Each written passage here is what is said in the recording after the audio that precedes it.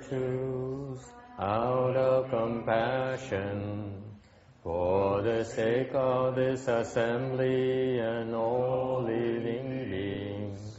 Please turn the wonderful Dharma wheel to teach us how to leave suffering, attain bliss and birth and death, and quickly realize non-birth. Cung kính Đại Đức Tạng Kinh, vì thứ Pháp hội bậc nhất thiết chúng sanh, tuyên chuyên diệu pháp luân nhau đạo ngã môn, như há liêu sanh tư ly cố đạt la, tốt chứng vô sanh. Homage to the Blessed, Noble, and Perfectly Enlightened One.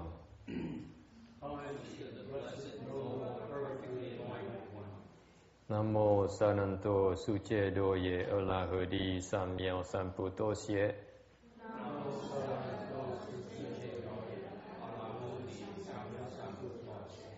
Nam mô Tát Đát Tha Toya Daya Araha De Tam Miêu Tam Bồ Đà Tọa.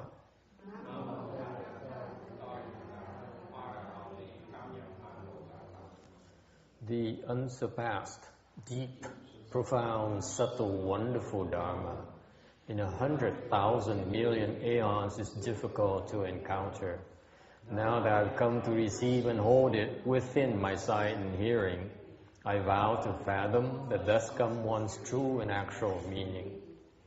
Wu shang sheng sheng wei niao fa, bai jian wan jie nan zao yu, wo jin jian wen de shou chi, yuan jie ru lai chen shi yi. For Buddhas and Bodhisattvas, Earth Store Bodhisattva, Venerable Xuan Hua, all venerable bhikshunis, all good no advisors, Amitabha. Chư Phật Bồ Tát, thưa Địa Tạng Bồ Tát, Hòa Thượng Tuyên Hóa, quý sư cô, quý vị thiện tri thức, mô Phật. Chư Phật Bồ Tát, Địa Tạng Bồ Tát, sư phụ sang人，各位比丘尼，各位善知识，阿弥陀佛。Okay, let's see if this thing works. Did it change? Did the screen change now or not? Yeah. Okay, very good. We are on slide 747 of the Earth Store Sutra. Moreover, universally expansive, when dreaming or drowsy, living beings in the future may see ghosts, spirits, and other forms that are either sad, weeping, or worried, fearful or terrified. These are all past fathers, mothers, sons, daughters, brothers, sisters, husbands, wives, and relatives from 1, 10, 100, or 1,000 lives who have not yet been able to leave the evil paths. They have no place from which to hope for the power of blessings to rescue them, and so they plead with the flesh and bone descendants to establish expedient devices for them so that they might leave the evil paths. Universally expansive, using your spiritual power, you should cause all these descendants to recite this sutra with sincerity before the images of Buddhas and Bodhisattvas, or to request others to recite it either 3 or 7 times. When the sutra has been sounded the proper number of times, relatives in the evil past will obtain liberation and never again be seen by those who dream or drowsy.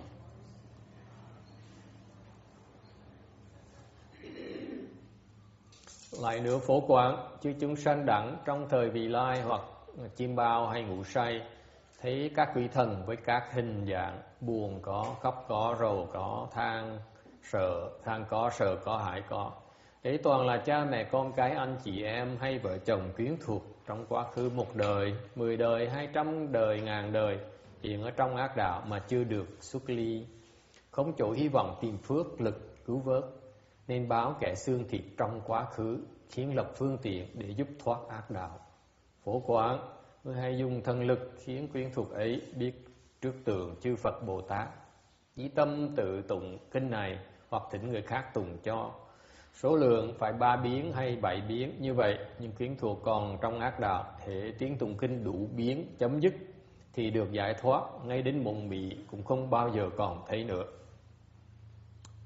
The Earth Store Sutra is a wonderful manual. Cái Kinh Địa Tạng là một cái cẩm nang để cho mình thấy những cái cảnh giới mà mình thường xuyên trong ngày mình không có để ý tới. This document the different things that happen in our daily lives that you are not aware of their significance. The different kind of dreams mentioned in this sutra. Kinh có nói về cái chuyện mộng mị. Before we mention various dreams and it's from your own karma. Nhiều khi những cái nghiệp mình tạo ra một ngày trong quá khứ nó tạo ra những cái giấc mơ đó. Now this particular section here is about the relatives yin beings coming to ask for help. Thì cái chỗ này, cái phần này của kinh nó nói về những cái họ hàng của mình đời trước mà hoặc đời này đã vào âm giới bị đọa, thành ra tới và báo mộng cho mình biết để cầu cứu. Slide 751. Okay. From an Eastern medicine perspective, về cái đông y, phương diện đông y, when the yin chi rise, khi mà âm khí nó nhiều quá, then you will see ghosts and spirits. Mình sẽ mơ thấy quỷ với thần. When the lung qis are in excess, khi mà phổi khí mà nó nhiều quá, then you dream about crying and screaming and flying and soaring and floating. Thì sẽ mơ thấy những cái mơ và khóc, gào khóc, khóc lóc, bay hoặc là nổi lên. When the mind cheese is excessive, khi mà cái khí tâm khí mà nó nhiều quá, then you dream about happiness, about smiling, about fear. Thì mơ mộng về cái vui buồn, khủng bố, sợ sệt. Here we dream about our own relatives. Đây thì cái phần này kinh nói về mình mơ thấy cái thân nhân mình đang khóc lóc và đang lo âu, đang ưu tư và đang than vãn. They are sad, they cry, they in deep worries, and they are lamenting. Okay. When the text mentioned the drowsy versus dream, khi mà mì với mộng nó khác nhau. Drowsy meaning you're between the ordinary wakefulness and sleep, on the edge of sleep. Cái mì là giữa lúc mà còn tỉnh với lúc mà đang ngủ, ở dưới chừng. Basically, when you typically these kind of drowsiness is fairly common in the morning, around before you are about to wake up, around 5 in the morning, 4, 5, 6 in the morning. That's when this drowsiness state occurs, and that's when the yin world has a chance to connect with you. Okay. Thì thường cái mì này á, là nó xảy ra là lúc mình ngủ đó, buổi sáng đó, lúc mà trước khi mình dậy á, thì khoảng chừng 4 giờ sáng tới 6 giờ sáng cái giấc mà cái rất thuận tiện cho bên quái âm đó. Ta liên lạc với quái dương của mình. Okay. Thì lúc mình thấy những cái giấc mơ như vậy đó. Okay. Whereas when you dream, còn giấc mộng đó, there's four classes of dreams. Có 4 cái loại giấc mộng khác nhau. One the kind of dream is from your habits of ignorance. Có những cái tạp khí vô minh của mình tạo những cái giấc mộng đó. Hoặc là thứ nhì, or number two, it contains prognostications of good or evil. Okay. Hoặc là nó báo tiên báo cho em biết là cái chuyện tốt hoặc là xấu nó sẽ xảy ra. Or number three, the caused by imbalance of four elements. Hoặc là vì 4 cái tứ đại mình nó bị mất thăng bằng, thành mình bị mộng mị này. Number three is, for example, when you're sick. You dream of, I don't know about you, but when I was sick, when I was a teenager and I had the fever, I usually dreamt of a huge syringe. And it stick into me and hang over my head, and I tried to run away from that syringe, but I could not. It's so big. Wherever I look, there's a syringe facing me. Tôi còn trẻ, lúc mà còn 10 mấy tuổi ở Việt Nam, bị bệnh mỗi lần mà bị sốt, năm bị sốt một lần. Every year I would have a fever like that. Mỗi năm bị sốt một lần, thì mỗi lần sốt như vậy thì mơ thấy cái loại mơ thứ ba này, cái loại mơ mà thấy cái kim, cái ống saran đó, nó to thì nó to, xong nó bị nó đè, nó bị nó dí, xong nó chích, sợ không thể tưởng được, không làm gì được hết, kêu cũng không được, la cũng không được, khóc cũng không được, And for some reason, every single time I had a fever, that's what I dreamt of, a huge syringe. Mỗi lần mà bị sốt là cứ mơ thấy cái ống saran, cái gì dễ sợ luôn. And when I grew up, that's when those things disappeared. Lúc sau mà lớn rồi, sau khi mà lớn tuổi thì bỗng nhiên hết bị cái loại đó.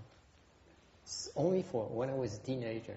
Anyone has that kind of experience? Có ai mơ bị bận bị như vậy? Bình Hoàng có bị lòng mơ mà nó tới nó hành mình như vậy không? So that's an example of the imbalance of four elements.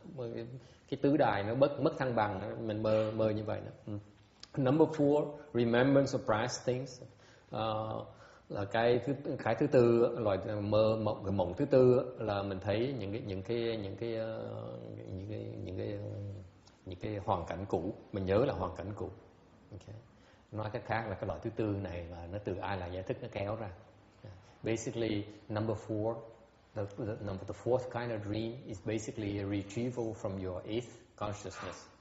Whatever is stored in your eighth consciousness, it retrieves it. So it's retrieval from the hard drive. Okay? Questions? Ai thắc mắc gì không? Yes. The question about the recitation. Yes.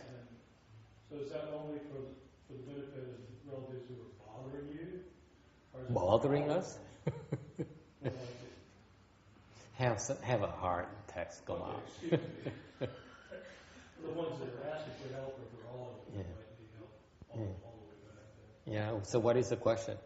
When you're doing the recitation, is it just for the ones that are talking to you, that are trying to contact you, or is it for any and all of them that might be back there somewhere? It has a direct effect on those who come and ask for help. And not on the others. Okay. The others, you can also help as well. But it's not as direct, because when they come and appear in your dreams to ask for help, and you decide to help, you have a direct, there's a direct causal relationship with the consequences, with the effects of your reciting the sutra. Whereas if you simply recite the sutra, you cannot specifically apply those merit and virtues to specific ghosts and spirits. Does it make sense? It does make sense, but I ask because I've never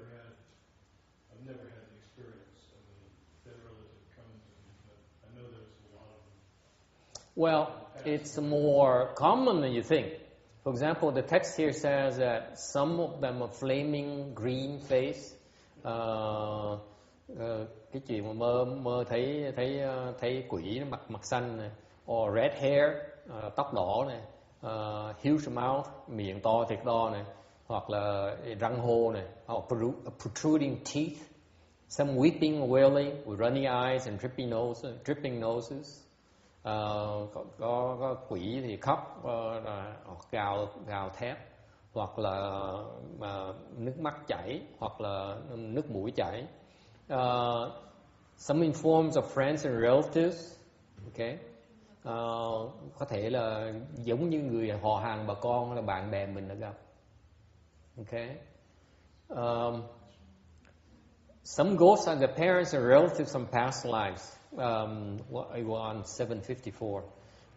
Có bài một cái người mà hiện trong mộng đó là quỷ từ cha mẹ họ hàng trong quá khứ. And they have fallen into hard times and are in bad shape. Họ làm bậy, thành họ bị đọa. And they're suffering, and they come to you to ask for help.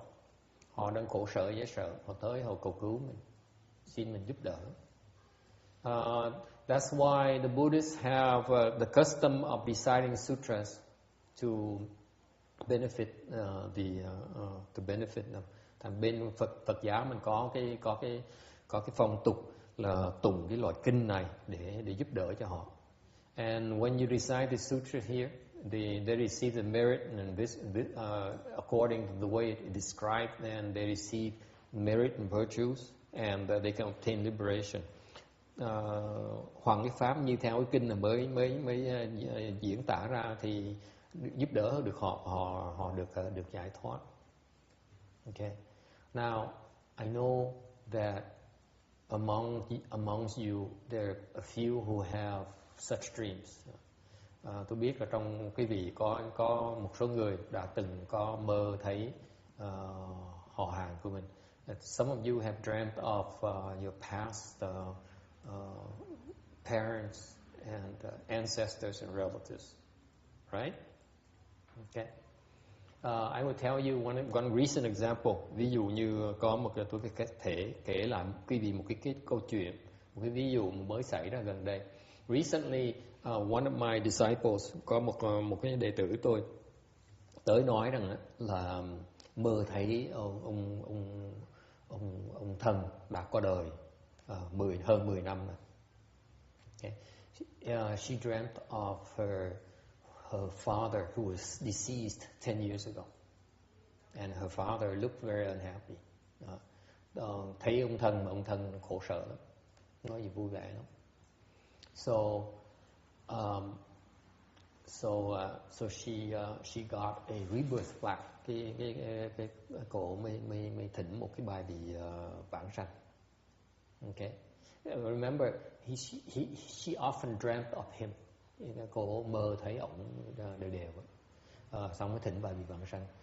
She said within a week he stopped appearing in her dreams. Nội trong một tuần ông biến mất, ông không hiện trong mộng nữa. Okay. In other words, he fell into a lower realm, and with that dharma there, he received some help. He's no longer hungry. That's the first kind of help that he received immediately.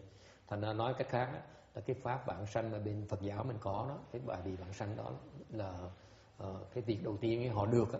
Và cái ông đó ông đọa vào cái cõi âm này, thành ra ông đói khổ dễ sợ. Cái bài vị vãng sanh mà cái vị thấy đó là cái nó cho họ được ăn uống, họ không có đói nữa. Quý vị biết đói khổ dễ sợ, họ đói, họ tới cầu cứu. So it's a prime example of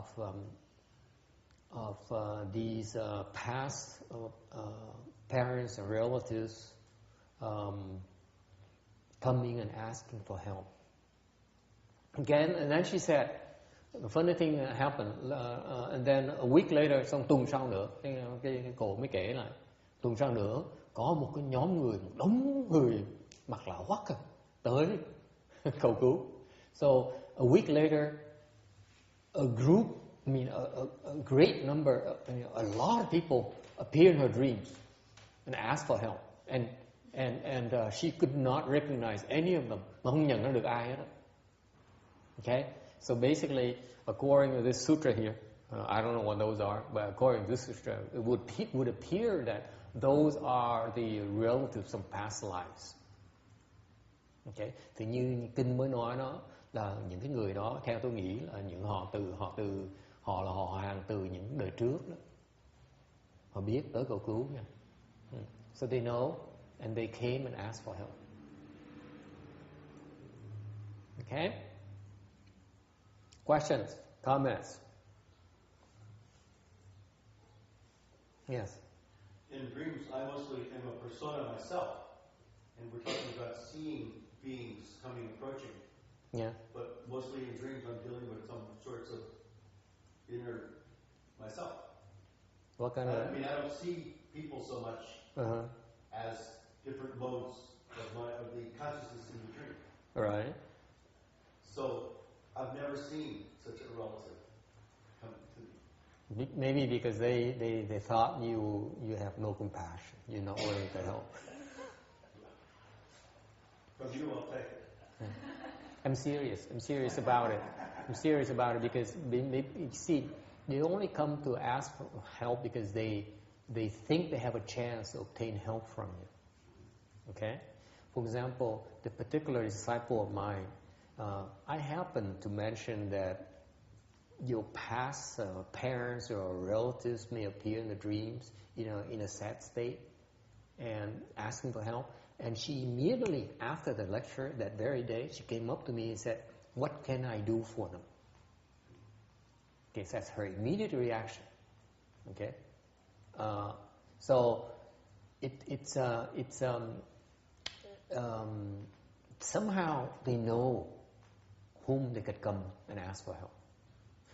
But for the most of us who dream for a lot of us, these dreams are more common than you think. And for most of us, until you explain that there is a connection there, that you could try to do something to help them out, we probably don't know how to deal with it. Okay. On the other hand, maybe all your relatives have not fallen; they're all up there in the heavens and having a good time. They don't need your help. Okay. You never know. It depends. Well, if one of them came to me, I know one of them, I would not want to help him. I'd have to practice compassion artificially because... There you go.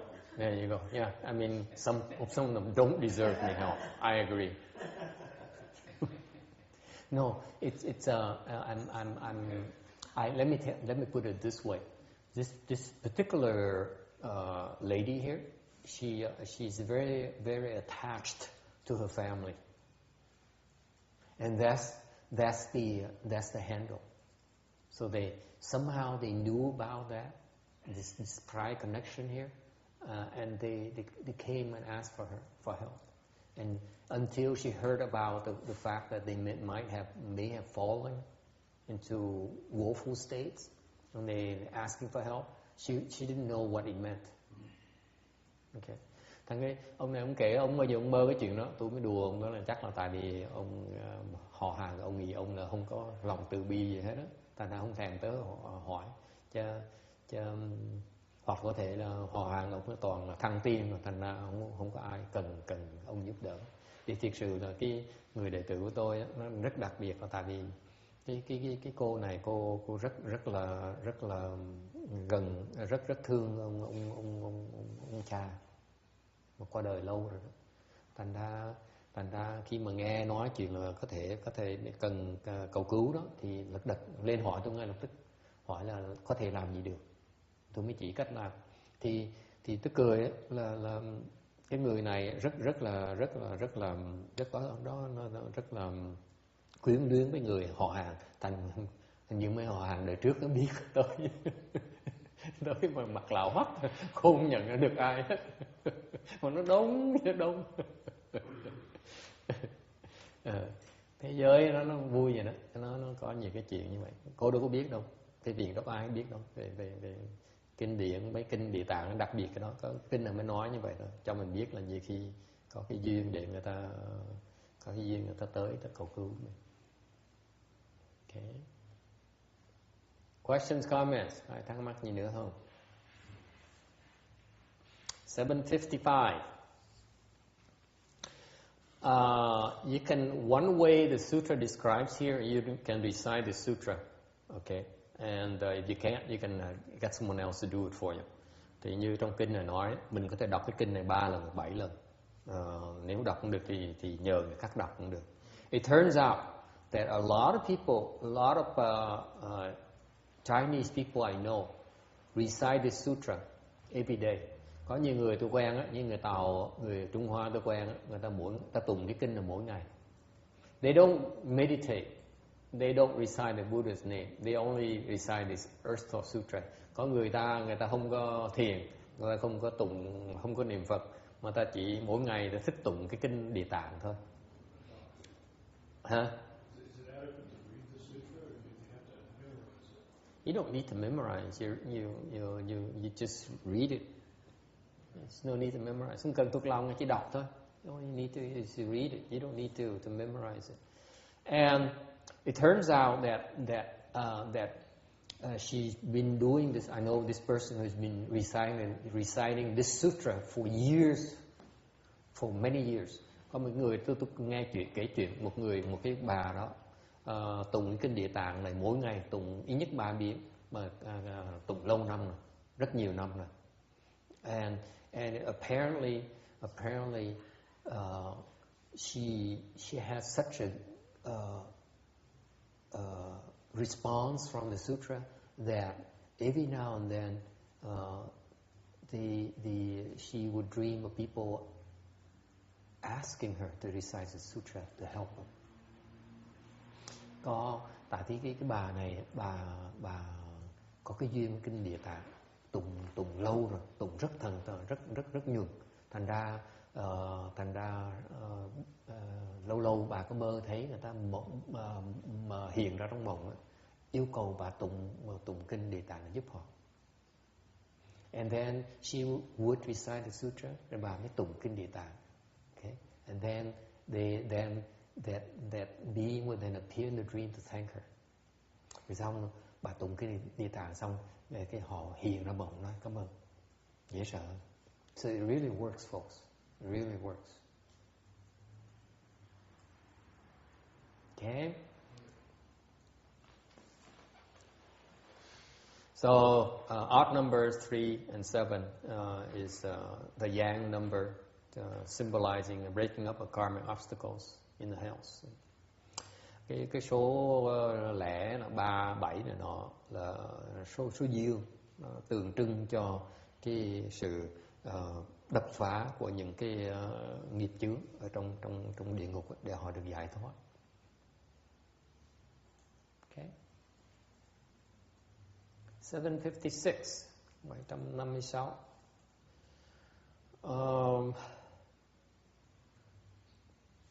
There's an explanation here about these odd numbers. Đang giảng về cái số lẻ. It's probably more involved than I care to go into. Basically, keep in mind that when you recite this particular sutra here, recite it in 3 times or 7 times. 3 is a good number. Okay. Nó hơi rắc rối một tí. Tôi giảng sơ cho quý vị, nhắc quý vị biết là mỗi lần tụng cái kinh này thì tụng số lẻ 1 lần, 3 lần, 7 lần. Tụng 3 lần là tốt nhất. I know of another example of a monk who used to be under Master Hsuan Hoàng. Tôi quen một cái ông kia, cư sĩ kia, lúc trước là tu sĩ, tu với ông Tiến Hóa. Okay. When I met him, I was a Shami. Hồi đó tôi là Sa Di thôi. Thì ông là cư sĩ, ông dạy trong cái trường trung học ở đằng Vạn Mật Thành. He was lay person teaching at the high school at the city of 10,000 Buddhas in Ukiah. Have you been there? Not yet. Yeah. And when I met him, he was in very bad shape. Hồi đó tôi gặp ông bị phiền não như sợ. He could not sleep. He could not eat. He was he was mentally tortured. Hồi đó ông khổ sở như sợ. Ông tới ông khóc lóc. Ông nói với tôi là ngủ không được, ăn không được, đau đớn. Cái tâm thần, tinh thần nó bị dày vò. And it turns out he's been that way for a long, long time. Ông đó, ông bị như vậy đã lâu rồi. Because when he was a monk, hồi đó mà ông làm tu sĩ với ông Tiên Hóa, với ngài Tiên Hóa, thì ông lười lắm. When he was a monk under Master Shin Hoa, he took it easy. He was very lazy. You would find him basically putting up his feet on the table, and relaxing and enjoying his freedom and not having any responsibilities. Hồi đó tu với ngài Tiên Hóa thì ông ông lè phè lắm, ông không tu gắt gao gì hết. Thành khi mà phước ông hết rồi một cái, ông phải hoàn tục. So his blessings ran out. He returned to lay life. And he stayed on at the city of 10,000 Buddhas. Thì hồi đó ông hoàn tục, nhưng để ông nói tôi hoàn tục này để tôi hiểu là tôi hết phước rồi. Tôi ở lại cái vạn vật thành để tôi làm việc, làm công quả. So he stayed on the city of 10,000 Buddhas to work and create merit and virtues, planning to become a monk again in the future, down the road. Ông lập công quả, làm công quả để ông dự tính là sẽ xuất gia lại. Okay? Ông thích cái đời xuất gia, nhưng điều ông chịu không nổi. So apparently he was being tortured. Cái ông khổ sở như vậy là tại vì because Master Shin Hoa explained to him, ngài Tiên Hóa mới nói cho ông biết là đời trước lâu trước rồi, long time ago, he was a knight in Europe. Ông là người da trắng. Ngài Tiên Hóa mới nói cho ông biết hồi xưa ông là ở bên Âu Châu á, ông là một người knight. What's knight, hả Kim?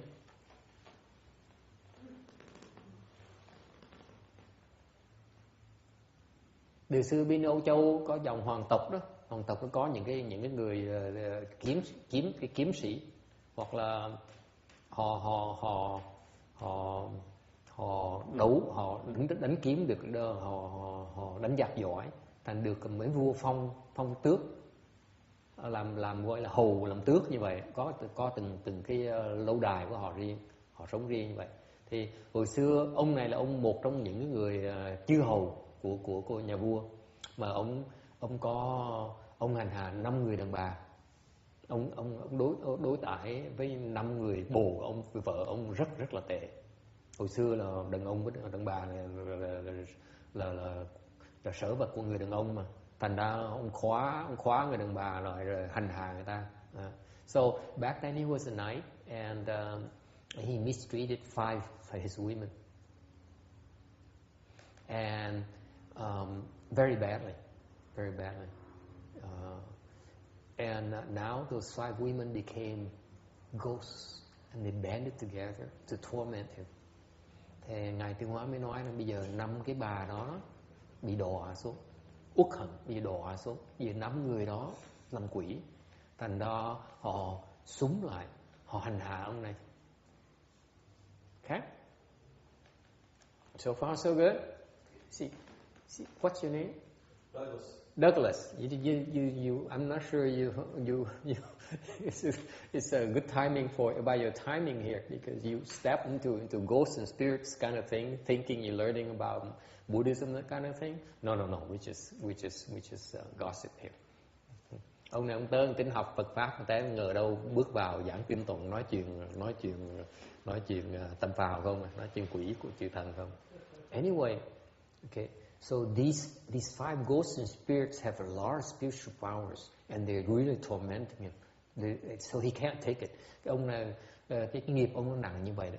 5 cái con quỷ này, 5 con quỷ nó có thần thông, nó dễ sợ lắm. Thành thớ nó hành hạ ông ngày, hành hạ đêm. Okay. And you know, he was in great pain constantly. Ông khi nào ông cũng khổ sở, ông đau đớn dễ sợ lắm. Cái tâm nó bứt rứt, chịu không nổi, ông điên luôn. He was going out of his mind. And he once came to my room up in Tathagata Monastery. Hồi đó tôi có sa di tôi ở trong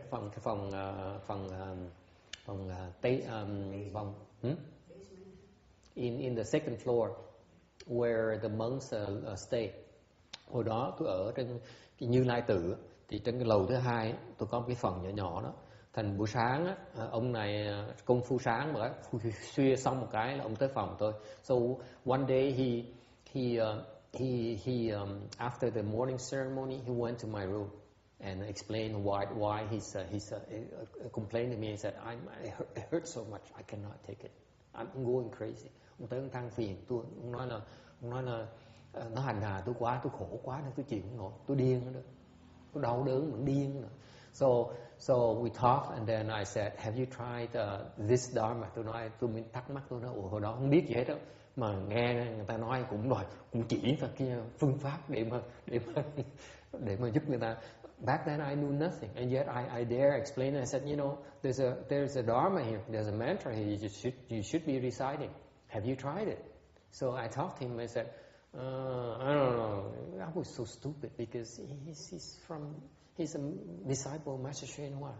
Okay, but I didn't know any better. Hồi đó mình dốt dễ sợ, mất cỡ dễ sợ. Đây là đệ tử Tiêu Hóa, xuất gia Tiêu Hóa, mình chỉ đường ông để ông đấu với mấy con quỷ đó. Thấy mất cỡ dễ sợ, thầy dốt dễ sợ luôn. And we talked and I said I had to go teach at the high school. Rồi tôi nói chuyện tí xíu, xong rồi tôi nói tôi chỉ ông cái thần cái chú đó. Tôi nói I told him about that mantra and I asked him to recite it and see what happens. And I said I had to go to the high school to work. And so he stayed back in my room and dozed off. Thành tôi nói tôi phải đi làm việc vào trường trung học dạy học. Thành tôi bỏ ông trong phòng tôi. Ông ngồi đó, ông tìm ông Tùng chú cho tôi coi. Ông Tùng có vài phút ông ngủ gật. Ông ngủ say, ông ngủ cả buổi sáng luôn. So he dozed off and he slept the entire morning. That's what he later told me. Sau ông mới nói tôi biết là lần đầu tiên ông ngủ được một buổi mấy tiếng liên tiếp như vậy. He said it's the first time after a long time he could have such a good and peaceful sleep inside my room. Trong phòng của tôi á. His room is underneath. His room is on the ground floor. Cái phòng ông á, ở dưới lầu 1. Ông vào phòng ông thì ông ngủ không được. Ông ở phòng chỗ nào? He has his monk friends. He came to their rooms and talked to them. Tới mấy phòng mấy thầy khác á, vào cầu cứu á, thì không có gì hết. Mà tới phòng sa di á, thì ngủ được. So my room is the only place where he would be able to sleep. So I suspect he would sneak back and sleep in my room when I wasn't there. He knew we both teach at the same high school. Hồi đó cùng dạy cùng một trường trung học mà Thành không biết cái giờ tôi nghi ông này mỗi lần ông biết tôi ở trường ông trốn vào phòng tôi để ông ngủ.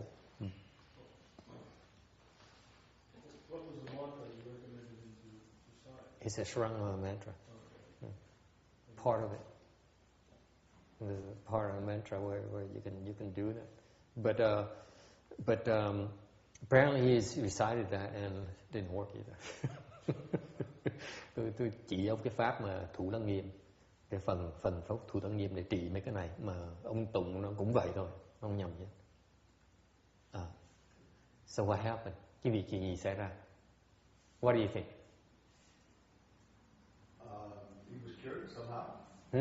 Was he cured? I don't know. No, he was never cured. I'll come to that. The cure later. But why do you think that all throughout the city of 10,000 Buddhas, the 1,000 acres right there, only one room he can come in and sleep. The other rooms he could not. Not Buddha hall, nowhere else. Tức cười lắm. Then your room was protecting him from these vengeful spirits. Was that the idea? Tức cười dễ sợ lắm. Cái Phạm Bậc Thành á, đi đâu đó, ông bị quấy hết đó. Mà chỉ một phòng tôi vào đó là ngủ được thôi, nhưng mà không có chỗ nào ngủ được hết. Okay. Yeah, either that or the ghost know me or something. hồi đó ông bước mình quen ông quỷ không à. Mấy quỷ cái nó tới nó phá ổng á, nó phòng vào nó tới ông phòng mình nó không tới phá, đứng ngoài thôi. Còn cái chỗ khác trong cái phần Phật thành nó tới nó quỷ. So I must have some kind of connection with these 5 crazy women. I probably must have some kind of night in Europe as well. Tôi nghĩ đời xưa chắc tôi cũng là kiếm sĩ của thời bên Âu Châu đó. Tôi thích Âu Châu. Chắc là mấy bà quen tôi, bà không vậy. Anyway, so I'm joking. Tôi đùa chơi. I didn't realize it.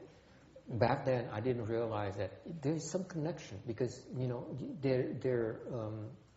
there's I must have some kind of connection with them so that they would respect my boundaries in my room, so they would not bother him. Chắc là có cái duyên gì với tụi nó, thành nó cái phòng tôi nó nể thôi, chứ còn bởi vì khoe cũng không được, tại mình mất cỡ làm quen mấy tụi quỷ làm cái gì.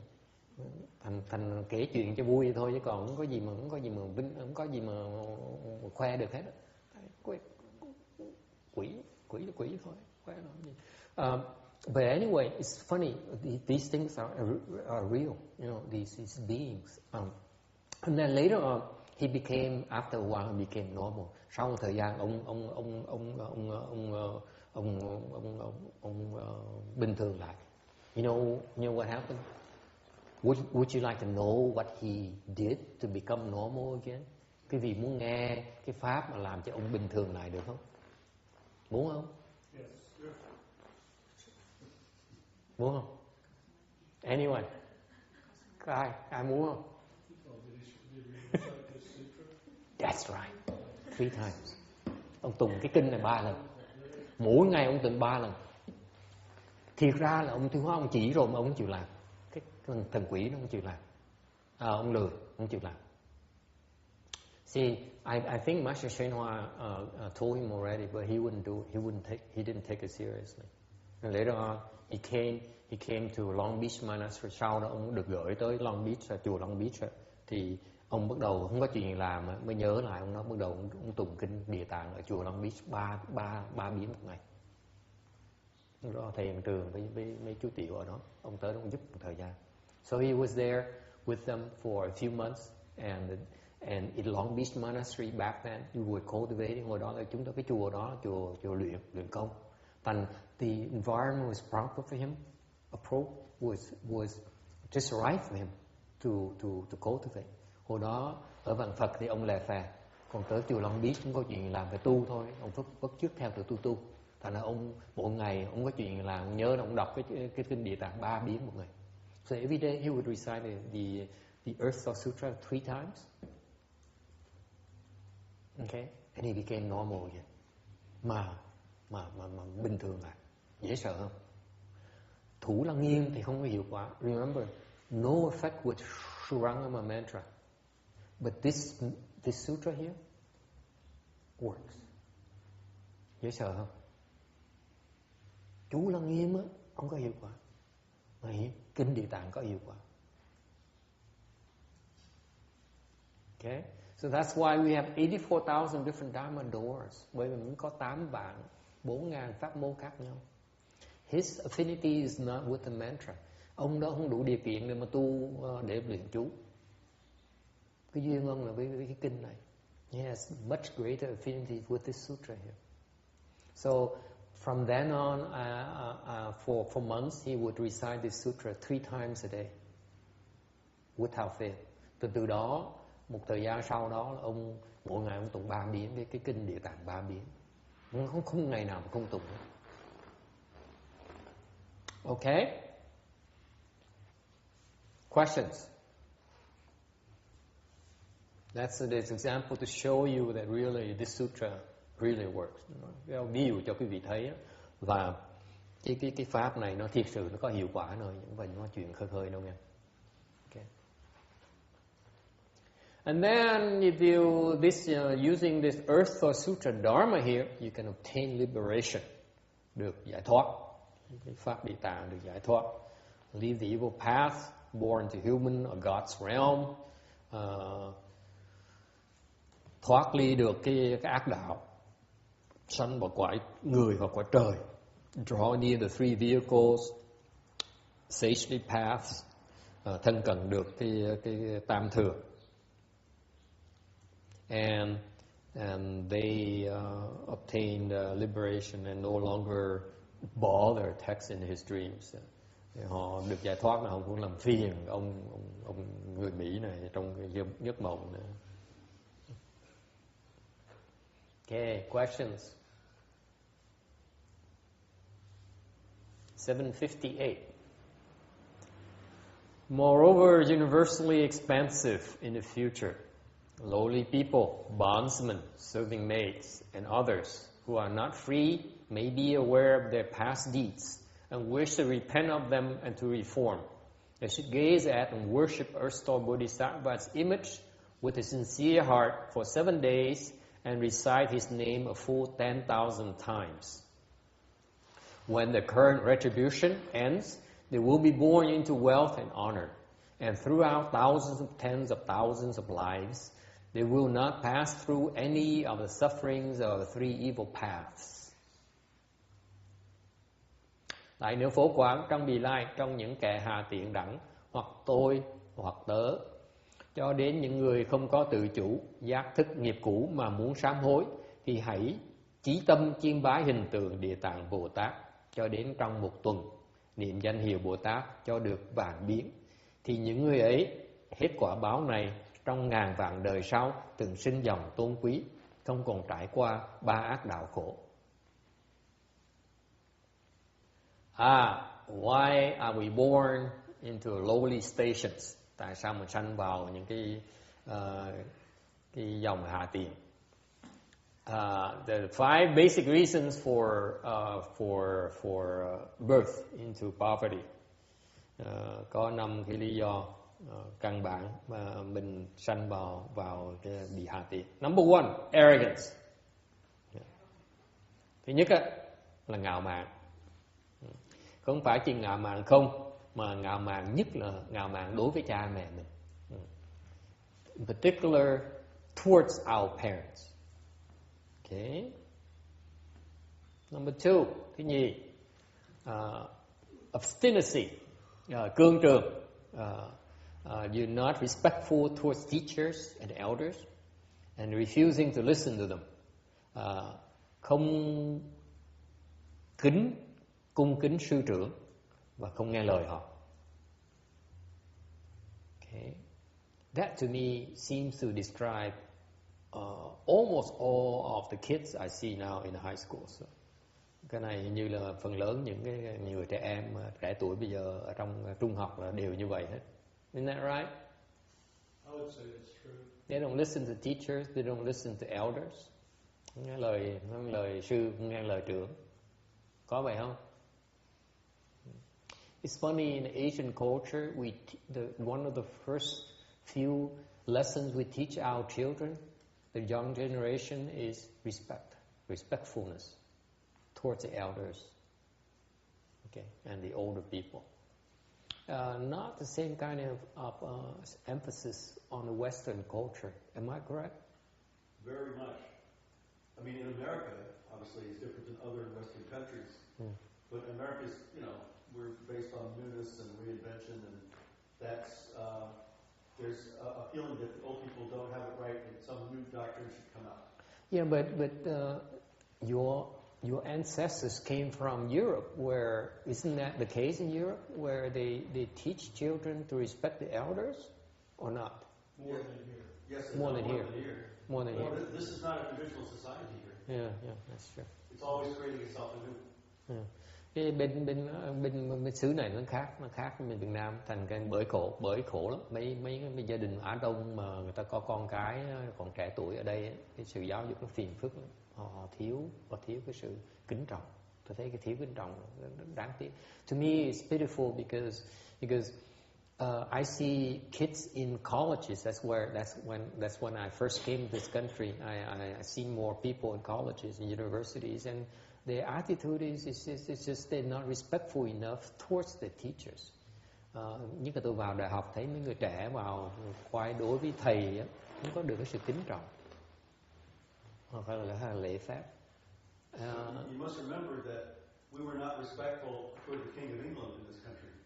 Yeah, I see. So can't blame it. Besides, they are not impressed by the teachers anyway.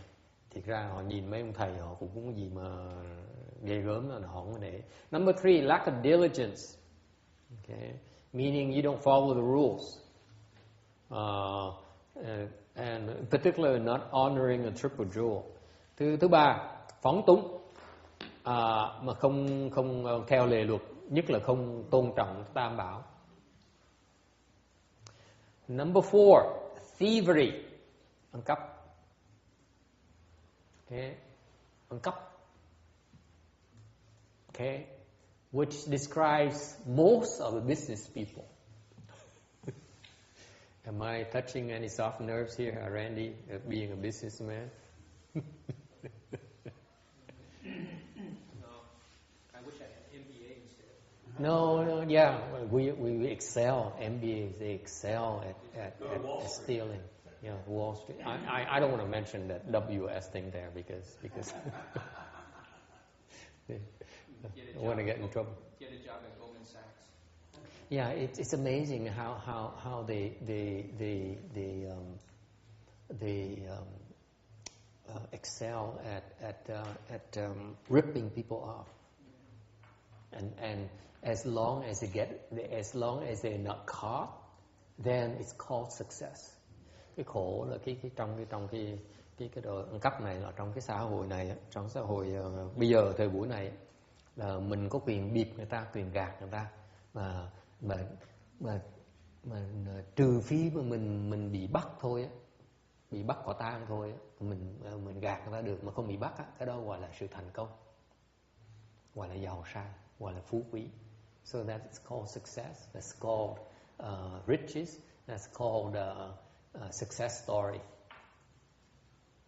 Okay. This life, yeah, but for sure in the future they plant the seeds to be born into lowly stations. Đó là cái thành công mới tạm bợ thôi, chứ còn họ không biết rằng họ trồng cái nhân để trong tương lai để sinh vào cõi hạ tiền. Number 5, accumulation of unpaid debts. Thứ năm là mượn tiền mà không có trả. Okay. Có ai như vậy không? Nhất là mấy người mà biết mấy thầy mấy cô có tiền đó, nhớ mượn. So in particular in our temple we have a nun here. All you have to do is come to her and give her a sob story and she probably can lend you some money. Có mấy người như vậy đó. Ngày tới ta ca bài con cá một cái là khóc lóc một cái là cho mượn tiền này lập tức.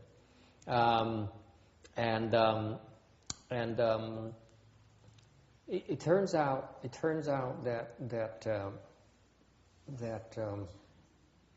that I find this quite common between relatives. Right? You borrow from your relatives, and if you can't pay them back, tough luck. They're gonna. What can they do? Take you to court? Thành bởi nhất là trong cái xứ này, trong cái thế giới này, cõi này, mình mượn tiền họ hàng bà con đó, mà mình không đủ sức mà trả thì họ làm gì bây giờ? Họ kiện mình hả? Thành ra cái này là từ nợ họ hàng bà con mà không trả, là chuyện thông thường. Any questions, comments? Có ý kiến gì không? No? Yes? Thầy, nhưng mà bây giờ bà con họ hàng mình không trả rồi, bây giờ mình biết đạo rồi mình nói thôi mình bố thí đi, thì cái đó đâu có nợ đâu. So she says, for example, our relatives borrow from us and they're not willing to pay us back. Since now we know that we know about this, can we simply forgive the debts? Được chứ, có quyền trừ. Nói là cái đại khái là khi mà mình hiểu như vậy, tại vì mấy người ta mượn tiền mà ta mượn tiền không trả lại, họ có cái tiếng rồi. Tại họ tới mượn mượn tiền mình biết là họ chắc họ không trả mình đâu. Lúc đó lúc mình đưa tiền nó kệ cho luôn, kệ cái trung tâm mình cho là kệ như xong rồi. Đâu sao. So I said, typically you know because it's your relative, so you know their reputation. So so by the time they come to you, they probably know that chances are that you will not be repaid. If you have money that you don't use, and you lend it to them, might as well give it to them. Okay, because if you give it to them, okay, it's whether you collect it or not, it's part of your blessings, and you create the kind of affinities in the future where they have to come back and somehow reciprocate. Okay, quý vị không biết là khi mình làm như vậy, mặc dù mang tiếng là mình tha thứ người ta, là mình cần đòi người ta, nhưng trong tương lai người ta tới khi mình ta trả mình lại, thành mình cho như vậy là chuyện người ta nợ mình chứ không chạy đâu được hết đó. Yes. Is bankruptcy considered accumulation of unpaid debt also? Yes. Bankruptcy is on a legal form. We still haven't repaid it yet. Như phá sản thì sao? Phá sản là về cái phương diện pháp lý thôi. Mình vẫn nợ người ta tiền như vậy. Chính phủ cho phép mình trừ xóa nợ nhưng đều mình vẫn nợ người ta như vậy. So legally, bankruptcy enables you, allows you to erase the debt on a legal level. But at the cause and effect level, you still owe that debt. It has to be repaid. It will accrue interest until it's repaid. Cái nợ đó mà không trả người ta đó, okay, là nó được tăng tiền lời đến khi mình trả thôi. Không chạy đâu được hết đó. Okay. Questions, comments? Yeah. Thầy giống mình qua đây rồi chính phủ trợ cấp cho mình đó. Thì đó mình có thiếu nợ không? Mình ăn mình có thiếu nợ không? Mình nợ chính phủ, nợ cái nước này chứ. Người ta cho ơn mình mà. So for example, she says the refugees, they come here, we refugees come here and receive aid from the government. Is that a debt? What is that? Yeah, absolutely. You owe to the people of the country. You owe the country. What do you think? It's free? Tưởng miễn phí hả? Không có gì miễn phí hết. Mình lấy mình nợ người ta. Including for us leftfold people, you know, we take a grain of rice from you. No, we owe you. Ngay người xuất gia vậy, nhận một hạt gạo thôi là nợ một hạt gạo. Nó dễ sợ lắm. I can understand the intention with the unpaid debt that's got halfway to thievery because there was a promise to pay, the person doesn't pay. Right. If one receives aid, it would seem they can't pay it back. I mean, they get the aid, and you know, and they get the help, but how can they pay it back? Maybe they can't have a job and pay it back. You know, I mean, why should they be karmically damaged? Okay, good question. Câu hỏi là ví dụ mình mượn tiền người ta mình trả lại nó rõ ràng lắm. Còn chẳng hạn như mình được trợ cấp chính phủ, làm sao mình trả lại cái đó bây giờ? What do you think? How do you repay it back? Trả lại cái gì bây giờ? You have to pay it back. How? Well, not how. I think he's referring to as, you know, you're looking at just this one life. There's the future is going to come too. No. You don't want to wait future, Randy. If I were you, I see something, I try to square it out as quickly as possible. You don't want to drag it out. Okay? That's what I recommend. Okay. That's my attitude. Ông nói là, ông Randy ông nói là mình có thể nói là mình được trợ cấp là mình nợ chính phủ thì mình phải nghĩ là nhiều khi kiếp sau mình trả lại được. Tôi nói không được hả? Mình biết đạo, mình nợ ta cái gì mình cố gắng hết sức mình trả càng sớm càng tốt, kiếp này càng tốt. Yes, question. Yes. So is community service? Yes. Do community service? Very good. Okay, I get to that. Okay, yes. Is it kind of your blessing to be able to receive it too? Yes. Absolutely. It's your blessing. Cái đó cái phước của mình mới được nhận được trợ cấp chứ. It's your blessing to be able to come here in this country. You know how tough it is? Have you been to the immigration office, Amy? They treat you like dirt. All the U.S. immigration offices, everywhere I went, Vietnam, Taiwan, you name it. You walk in there, apply for a visa, some kind of paperwork, they treat you like dirt. Okay? So it's very difficult to get here to this country. So it's part of our blessings to be able to come here, immigrate here, and live in this country where we have many blessings. So yes, it's your blessings. What else?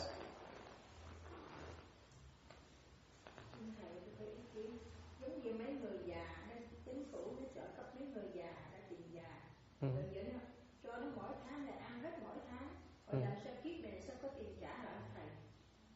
Đó là phải để mà kiếp sau nó kiếp này có tiền trả.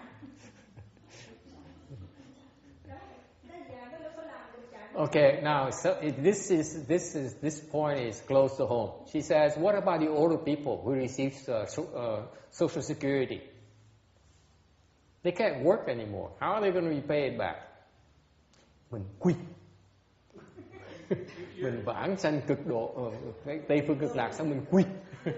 For those people who receive welfare, Social Security, and are older, I recommend they get reborn to the Western Bliss Pure Land. Are you saying that how people are going to pay back in this very life? You know, Yes, that's what I meant. The only way you can do it, if you have enough time, is to create merit and virtue and dedicate it. That's the only way. There's no other way. There are many ways. What's that? There's many ways. Có nhiều phương pháp. Từ từ tôi nói cho nghe. But most nói people sao? cannot pay it Điều back. mình pháp tốt nhất đối với tôi là quỵt cái đã. But my favorite is to run away to Western Bliss Pure Land. Okay. Yeah, but you know, also by having that thought in our own mind, the intention is to escape our debts in the Western Pure Land. That would probably prevent us from getting in too. It's like obstruction. Because you have that devious mind. It seems like you've thought about this for some time now. What's that? You thought about how to... Yeah, okay, say, how many times help me get to the Western Limb because I'm trying to escape all my creditors. You know, he's going to say, go back. I'm saying that you don't have to be that. Doesn't have to be the primary motives. Does not have to be the primary reason for you to wish for rebirth. But I'm saying rebirth will take care of this problem. Okay? Because the nice thing about rebirth to the Pure Land is that by the time you come back here, then you're able to repay without any problems. Okay? Cái mà ông nói, ông này ông suy nghĩ về chuyện đó, tại tôi có chủ trương về cái quỵt hoài, ông này cũng khó chịu. Nó trời sao mà tu tịnh độ, cứ lo quỵt người ta không, phiền cái sợ. I can see your aversion to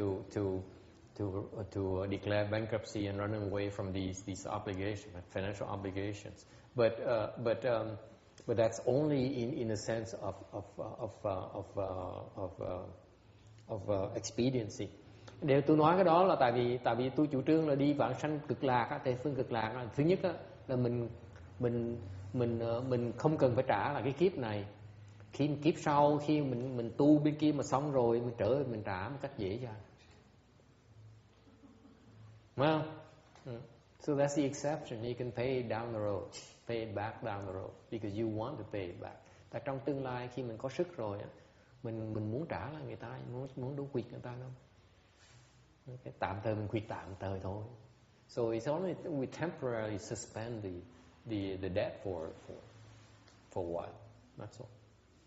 Okay. Any other comments? Có ai thắc mắc gì nữa không? Okay. Now let me put it this way, folks. The welfare or the government support you receive from the country, cái mà được trợ cấp chính phủ đó, okay. I look at it as two components. Tôi thấy đó là hai phần. Okay. One is monetary, one is kindness. Okay. Hai phần của cái sự trong cái sự trợ cấp đó. Thứ nhất là tiền bạc, có cái số tiền đưa tới mình.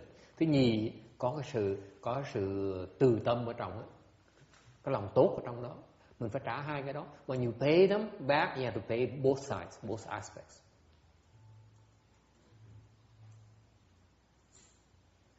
All right. That is the proper way to repay it. Vậy mới trả được.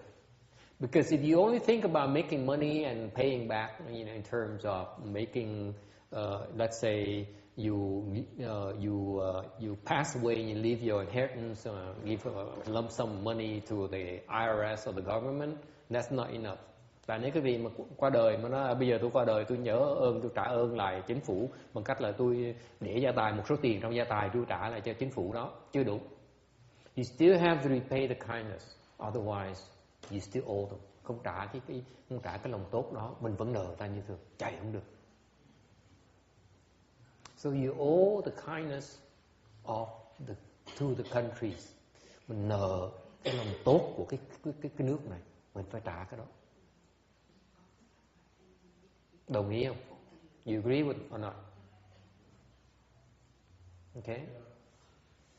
It is the kindness of the people of the country where the founders created a system and they evolved over time that would take care of the weak and help them until they can take care of themselves.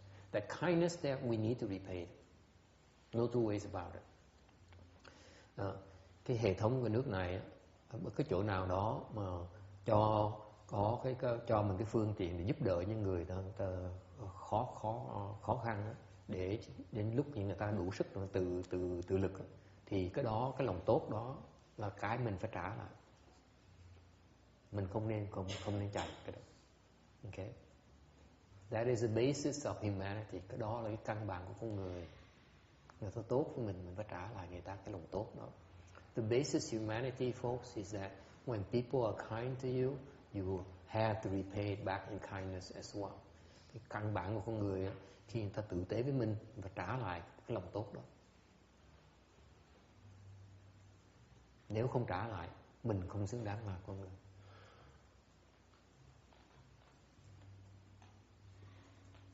Okay? This to me is what is lacking in the education system here in this country. Bởi cái chỗ này, cái giáo dục ở cái xứ này nó khuyết điểm chỗ đó. Không hiểu được là cái sự biết ơn, cái lòng tốt của người khác. They do not teach, they do not emphasize the importance of gratitude. If you don't know gratitude, you cannot be happy. Không biết ơn thì không biết hạnh phúc được.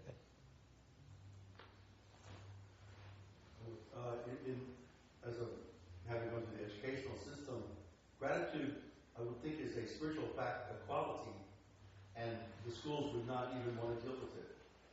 But it should be in the way that the teachers behave themselves. It does not need to be verbally taught. Okay, it should be in the way in our own behavior, our own comportment. Okay, it's in your daily interactions, in your interpersonal relationships.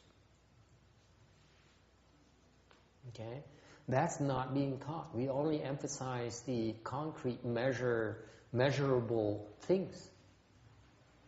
We put too much emphasis on that. We don't put enough emphasis on the intangibles. Okay, and we're finding out as a society the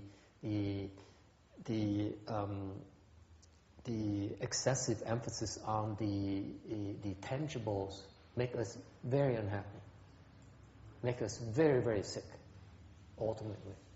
Physically, not well. Mentally, very poor. The excessive emphasis on tangibles. Yes. Not intangibles. All right. Well, there's one other thing, that things are at such a point in America now that I actually think gratitude has to be taught. You actually have to say it, learn to be grateful. No, you don't. Gratitude, cannot be taught. Gratitude has to be lived. Yeah, but people don't even have the idea. No. Text. If you try to teach gratitude, they will not believe it. They have to see it. Then it's real. Then they can do it. Then they will imitate it. You cannot talk about it. Huh? It's against the law to teach a moral path in the classroom. Yeah, Because they want to get rid of religion. right. You don't teach these things. It's not about religion. We're talking about the basic comportment of a human being. You're talking about basic humaneness. Yes. You're not talking about, this is not religion. This It's is not. basically It has. basically being a person. Yeah, it's beyond religion. Well, It's their parents aren't teaching it. That's where it has. That isn't there. I mean, that's where it lacks. When people go to school, they're already formed. As we read, most of the classrooms are very disorganized with no respect for the teachers. right. Ordinary schools. Right. And students are not really being educated, and Right. it's not the fault of the teacher, Right. but the society, the parents. Yeah. And there's no religious institutions do not run anything anymore. Yeah. That's why people are so unhappy. They're so unhappy. Because if you don't repay the gratitude, repay the kindness, you never know peace of mind. You never know happiness. That's my claim. And again, text, gratitude cannot be explained, cannot be taught, should not be taught, should not be explained. It should be demonstrated by your own behavior. To say, for example, you do something, you say, "Oh, I'm doing it because I'm grateful for that person to help me out." That's how they learn. You cannot say, "You ought to be grateful." Who are you to tell them to be grateful? You can't. You lack moral authority. Thành tôi nói cái chuyện cái xã hội này, cái xã hội thời đại này, đáng tiếc xã hội thời đại này họ thiếu cái sự biết ơn.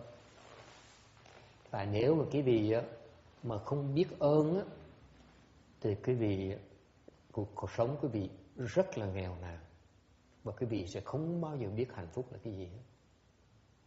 Tại vì cái biết ơn là cái căn bản của loài người, của làm con người.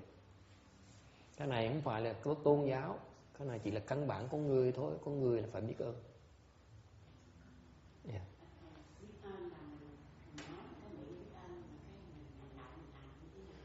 Biết ơn mình nên nói nhiều hơn mình làm. Làm mệt lắm. Làm phiền phức lắm. Tại cái lúc mình làm biết ơn á, mình tỏ biết ơn á, mình làm biết ơn không ai biết mình biết ơn hết á.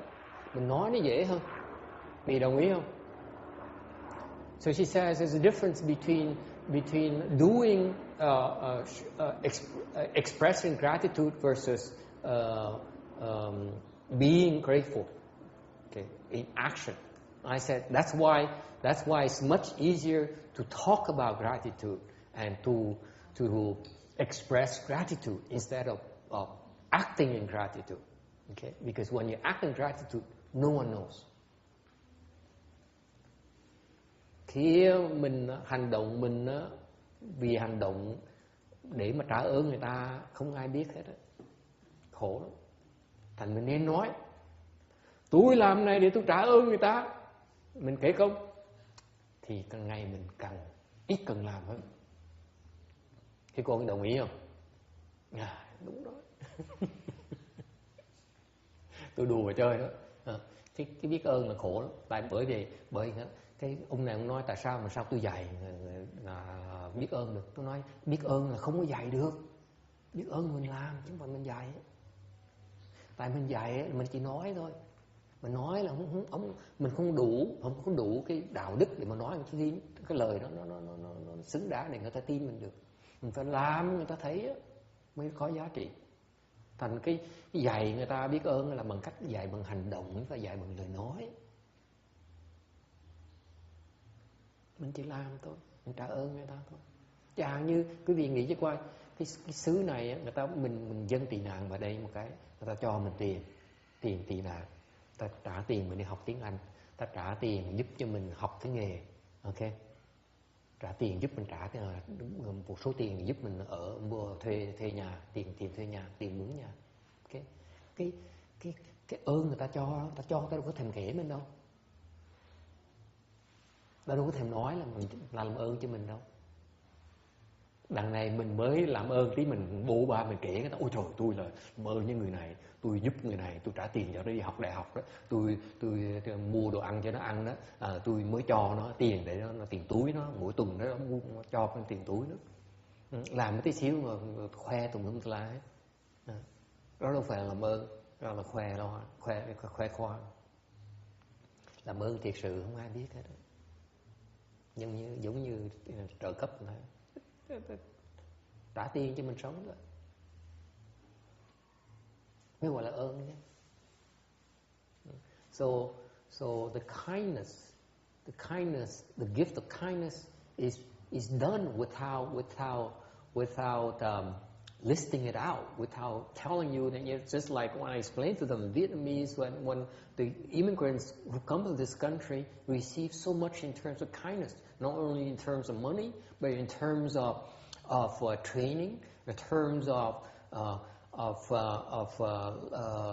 ESL classes, in terms of subsidies for rent, in terms of food stamps, and so many things. And amazingly, as soon as they graduate from the system, they evade taxes. Một khi mà không cần những cái trợ cấp đó nữa, thì bắt đầu làm gì? Trốn thuế này, xong rồi đi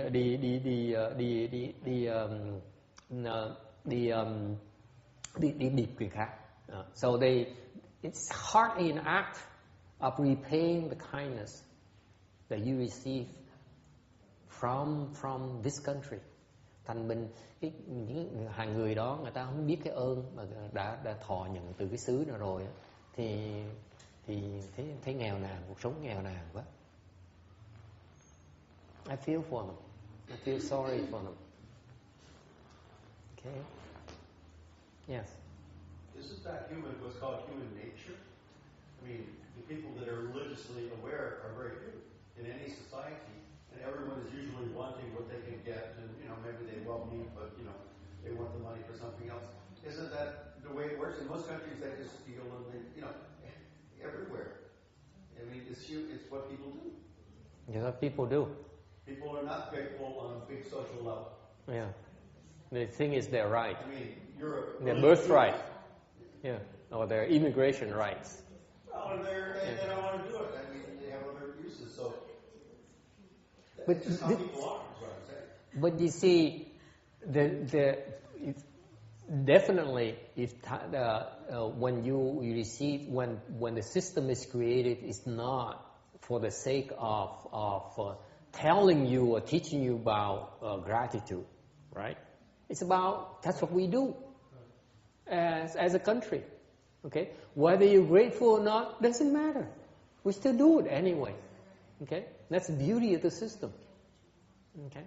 And unless you appreciate it, you will not fully take advantage of the system. That's what I'm saying. So yes, definitely, the majority of us immigrants who receive help are ungrateful. Okay? And that's why we tend to have a rather poor mental state of mind. That's us. It's not your problem. It's our problem. But it doesn't matter. You help anyway, regardless, whether we deserve it or not, whether we're grateful or not. Yes? I don't think you should pin that just on the immigrants. I think that America is kind of like that. We're going through a healthcare crisis, and most people see healthcare as entitlement. We're entitled to the best healthcare, whereas if we look at it more like we're responsible for our own care, then it turns the responsibility back on ourselves individually. It's sort of like the law of karma, the cause and effect. If we really take it to heart, then we watch what we say, do. Very good. Let me come to that. I have two things that I need to be resolved. Janice's comment, I need to take care of that. And then your comment. Okay, let me cue them up. Okay. Cái chuyện này á, là cái chuyện tôi nói là cái xứ nó hay gì đó. Ông này ông nói, ông mới tới ông nói đó, là cái hệ thống nó như vậy.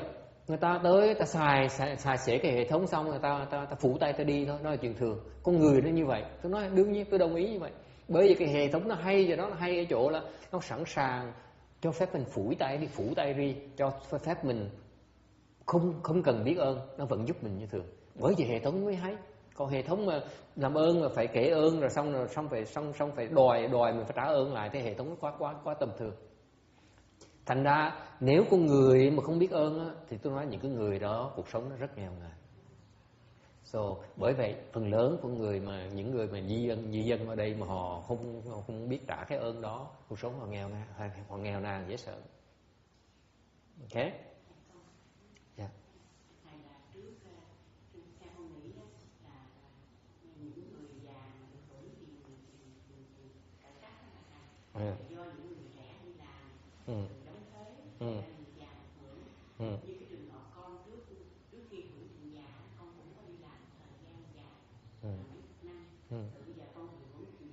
Cô làm ở đây hả?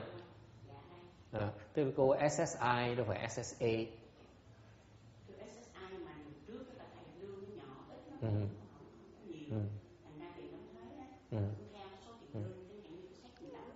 Ok, từ từ mình tới đó, thì đó nó có đó. Từ từ mình nói, có nhiều cách trả. Ok, thì mình sẽ tới đó hết. I'm going to address all your issues because this is personal to you. Ok, để ông này nói là cái chuyện hàng như bây giờ có cái chuyện mà bảo hiểm về sức khỏe đó đang bị khủng hoảng dễ sợ lắm, cái chuyện vấn đề rất lớn nào. Ok, để tôi nói từ từ một bước, có 3 chuyện phải nói nha. Ok, so there are 3 things I'm going to address right now. Ok, first of all, the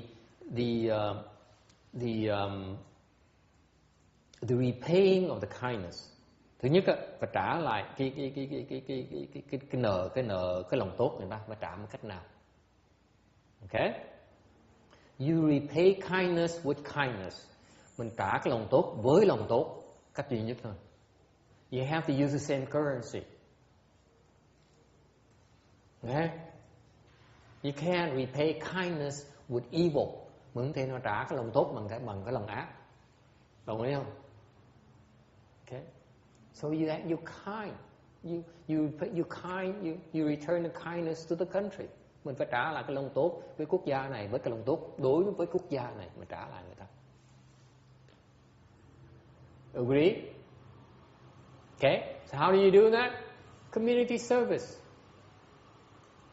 Ví dụ làm việc thiện, phải trả lòng tốt. Khi làm tốt không? Mình trả lại cái làm tốt cho cái cộng đồng mình sống. Và trả lại cái lòng tốt. So, you do community service, that's using kindness to repay kindness. Okay? Agree? Đồng ý không? Or not? I agree. What about dedicating miracles? Yeah. Or you generate blessings and dedicate it to that's what we do. We do the transference of our merit and virtues to everyone. Đó. Và cách khác là mình tu như vậy, mình tạo công đức, mình hướng cho tất cả mọi người. That's another way to repay kindness with kindness. We just give it away. We're not keeping it. We say, okay, we did something good here. It's worth a little bit. It generated a few blessings, so we give it out to everyone else, and no one knows about it, right? Thành khi mình tu có công đức như vậy, xong hồi hướng cho tất cả mọi người, không ai biết mình hồi hướng hết, mình không cần biết, người ta biết không biết không quan trọng, mình vẫn hồi hướng như thường, vẫn cho như thường. Đó, dùng cái lòng tốt mà trả lại lòng tốt, right? There's so many ways you can do, okay? Thành ra nếu mình không có tôn giáo thì mình làm việc thiện và làm việc từ thiện, or Haiti, our neighbors, they need help, send them help, $10 here and there or something, or I don't know. Okay.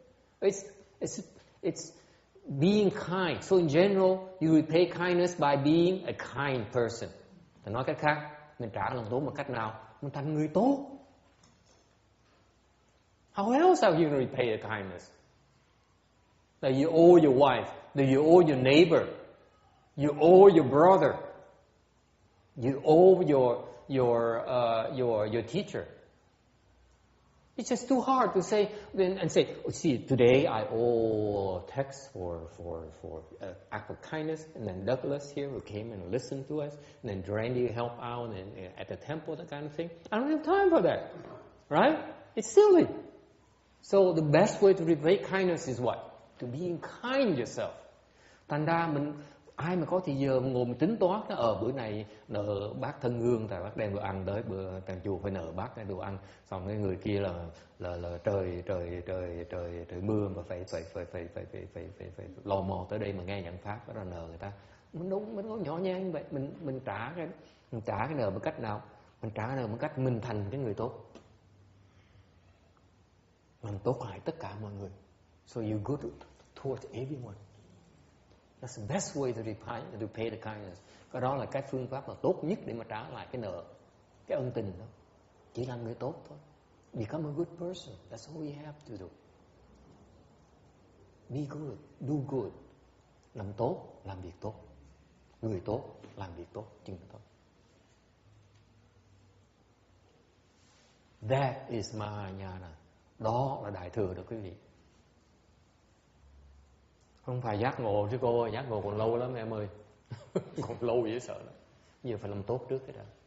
So this morning we talked about what is the way, and the Venerable Bhikshuni here said the way is a path of practice, a way of life, a path of practice that brings me liberation from birth and death. I said that's very, very far.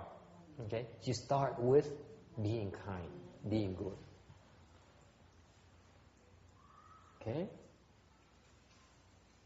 Yeah.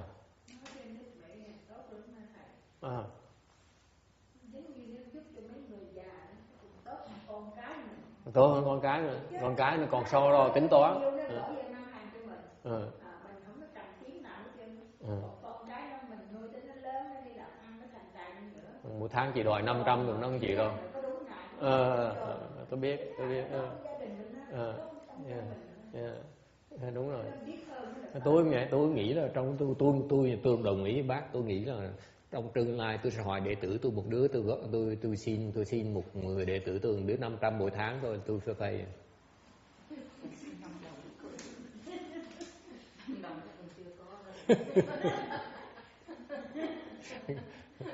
Bởi vậy nó cái bà này phải đi từ chùa này đến chùa khác.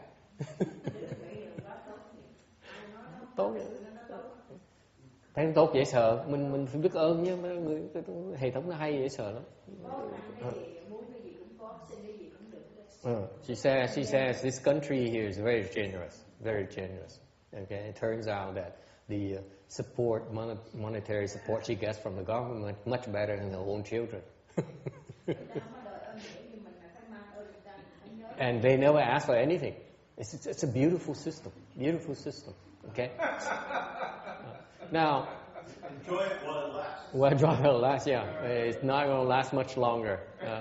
Nó sắp hết tiền rồi. Mình cứ lấy tiền bao nhiêu cứ lấy đi. Won't be much longer. But what about healthcare? Okay. Bây giờ chuyện về cái vấn đề còn lại phải nói nữa. Vấn đề chẳng hạn như là cái bảo hiểm về sức khỏe. Okay. Medicare. Okay. It's on an unsustainable path. Bây giờ không cách nào mà đủ tiền mà trả cái đó hết á. Làm sao bây giờ? What to do? Làm sao bây giờ? You know you owe, you know. Bây giờ mình biết mình lớn tuổi, mình già cả đó, mình cần cái tiền đó để mình chữa bệnh, để mình lo cái thân thể mình, mà họ đòi cắt, làm sao mình sống được? So now you owe, you need the money, you plan on using the money to take care of yourself. Now they're talking about reducing it. You know, it's what to do? Làm sao bây giờ? Okay. Hang on. So, I have a new person here who wants to jump in. Bác làm sao bây giờ? Thầy, cái thứ nhất là mình nên làm bằng cách, ví dụ mình thực sự ốm đau nên đi xem bác sĩ. Có nhiều người thì chính ra cũng tâm sự thì con cũng được biết, giống như là nghĩa là thường kỳ bác sĩ thì rất là thích mình đi xem bác sĩ thì bác sĩ có tiền, cho nên cứ nói bà nên về cả tháng, mỗi tháng một lần để lấy thuốc, lấy men, lấy thuốc về không dùng, đó là một cái lãng phí, mà đó là một cái tạo tội chứ không phải là có phước.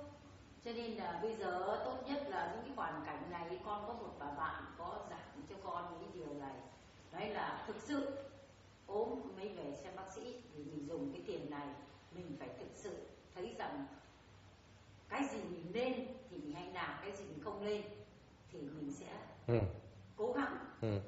Thì giống như là con vay tiền của một cái chỗ đó thì mình vay càng ít thì cái lợi của mình càng tốt. Còn bây giờ mình cứ nghe bác sĩ tháng nào phải về, cố gắng về, bác sĩ thì được lấy tiền, trong đó mình mua thuốc về mình lại không dùng, như vậy là mình lãng phí, mà đó là mình tạo tội, không phải là tạo phước. Nên mấy bà bạn con thì bà cũng dạy cho con là nếu như là có thì tuổi khác hơn bà đó, chứ bà thì bảo như em thì em ăn tiền exercise nên em chỉ dùng như thế này, em mỗi một tháng em về ăn còn là bao nhiêu, nhưng em mỗi trước khi buổi sáng em phải cảm ơn trời Phật là đã cho mình cái phước này. Cái thứ hai nữa, nếu em dùng thừa cái tiền này thì em chỉ đi làm phước mà không lên cho con cái. Đó là cái lời mà một bà bạn khuyên con, nhưng con thấy những cái điều này rất là đúng.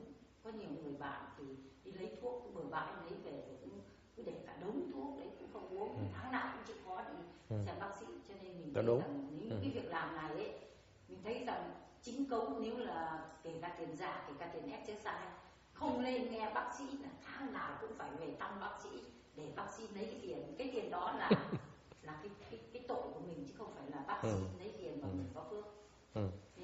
She says you shouldn't abuse the system. Some of them simply go and collect the medicine and every month, whether they need it or not, or go visit a doctor office, go to the doctor's office every month, whether they really need it or not. So it's an abuse of the system. They should stop these abuses. Of course, as a common sense. Cái đó là đúng. Điều cái sự thật là cái trường hợp người ta đòi bớt cái tiền, giảm cái tiền, mình quý vị làm sao bây giờ? But the problem still remains. They're talking about needing to reduce the Medicare payments. That's the only way. It's bound to happen. Okay? What do you think? Quý vị nghĩ sao? Họ đòi bớt cái tiền Medicare mình, quý vị sao bây giờ? Bệnh bây giờ làm sao mà đủ mà để mà tự chữa được? A serious problem. Yeah, it has to be reduced. There's no money. We don't have the money for it. Okay. Well, the system itself, I mean, this is a political economic discussion, but the system itself is not economical. That is, the system, and the hospital visits cost $20,000 a day. Sure. And that's because they sell a plastic bag, it costs $500. There's a whole, everybody's like trying to work the system. See, what I'm getting at, cái mà tôi muốn nói tới, có thể we're not going to go into the economics and socio-economic things. I'm more interested in you as a human being. Cái tôi muốn nói tính chuyện tiền bạc hay là tính lợi với hại trong đó. Tôi muốn nói chuyện về cái phương diện mình, cái cá nhân mình đó. Okay. If I were in a government official, I try to reduce Medicare. Nếu tôi mà trong chính phủ mà tôi muốn giảm bớt cái tiền Medicare, you know what I would do? Yes. Yeah, I would tell you, you will last one term. That's it. So you won't even get into office because. Yeah, well, no, you have to tell them that you're going to give them more, and then when you get it, you try to cut it, and that would be the last time. It's political suicide. So Yeah. You know what? It may be suicide, but someone has to do it. That's part of the gift. Mặc dù ông nói là về phương diện mà chính trị, mình thì nói sự thật, mình phải vào bịp người ta mà nói người ta là tôi sẽ tăng cái tiền đó, tôi không cắt đâu, xong mình vào xong mình ký cấp mình cắt sau. Chứ còn nếu mình nói mình vào mình cắt không bao giờ mà ta bầu cử cho mình hết, không bao được ứng cử hết. Cái đó chuyện nó không quan trọng. Quan trọng là mình sẵn sàng mình chịu thua. Okay, you have to take a loss.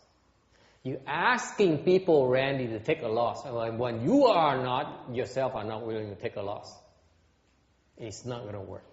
And that's the problem with all the current politicians. They're not willing to take a loss when they're asking us to take a loss. Basically, they don't have any merit and virtue. Yeah. That's the reason why they cannot make it happen. Yeah. tại cái hệ thống này á là mấy cái người làm chính trị đã không chịu thiệt thòi mà ta bắt mình thiệt thòi. Sao mình chịu thiệt thòi được? Họ không chịu thiệt thòi mà bắt mình thiệt thòi, sao mình tin họ được? They have to be virtuous themselves first and suffer huge losses and take many losses before they are credible enough. Then we believe it. That reminds me of a story. Back in 1991, Master Shunhua took about 30 of us lay people to Washington to President Bush's re-election campaign. He actually donated money, asked us to donate money. And it was about 5,000 people in the Washington Convention Center in Washington, D.C. eating dinner. And then all these people were moving around him, and Master Shunhua was sitting in the middle of the auditorium, and people moving everywhere. And he said, out of the blue, he said, all these politicians here, and people giving money, we should need to change clothes. We should put on the suits and let them put on the monk's robes.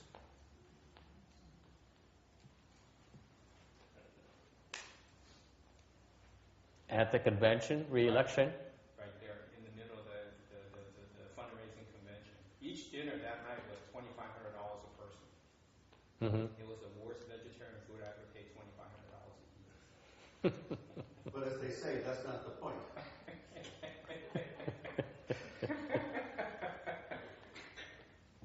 I saw President Bush though. Why would he want to go and participate in such a fundraising thing? That's what baffles me.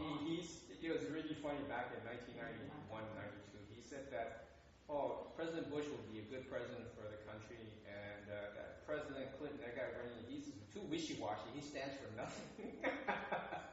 He said he didn't really like President Clinton when he was running.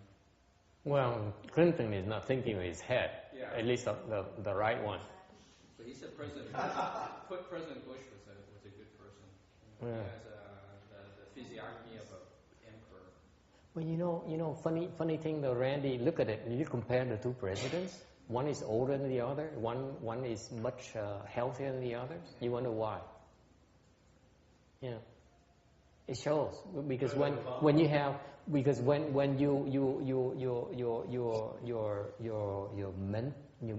your thinking is wrong, your physical health is not. I mean, it deteriorates along with it. There's a parallel between your moral integrity and your physical well-being.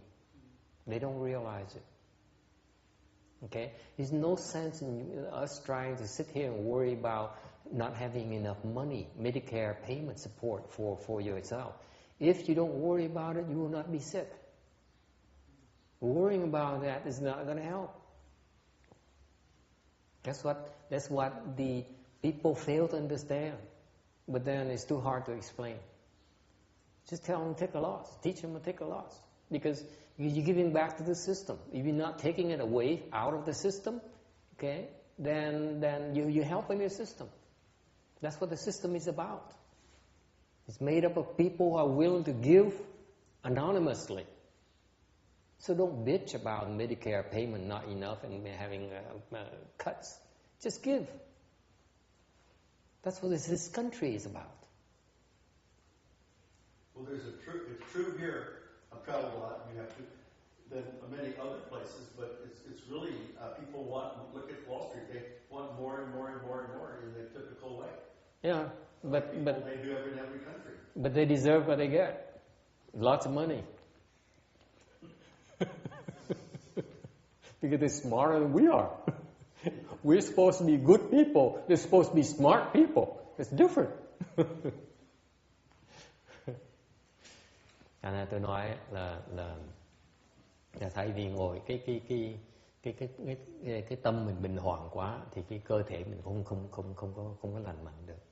Thành ra mình chỉ cần thay vì mình ngồi đó mình cứ đắn đo nói là mình không đủ tiền để mà sống, không đủ tiền để mà trả cái Medicare, tiền Medicare bị bớt thì lo âu.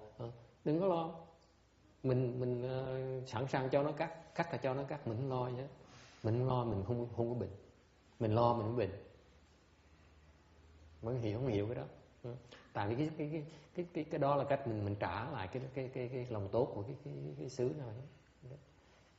Cái hệ thống nó tốt là tại vì người ta sẵn sàng, người ta chịu lỗ lã, người ta chịu thiệt thòi mà ta không có than phiền, cho người khác hưởng.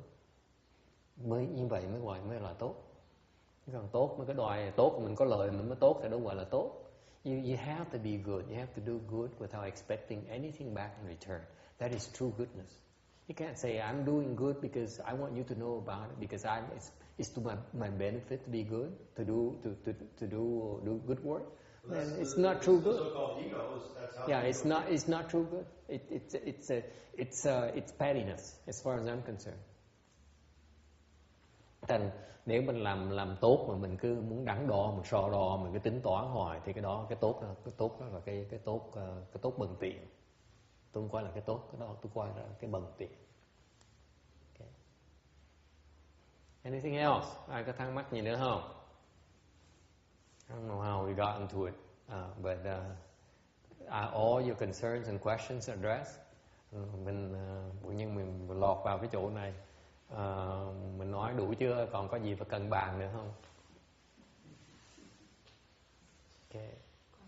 Let me tell you. Nói cho quý vị biết.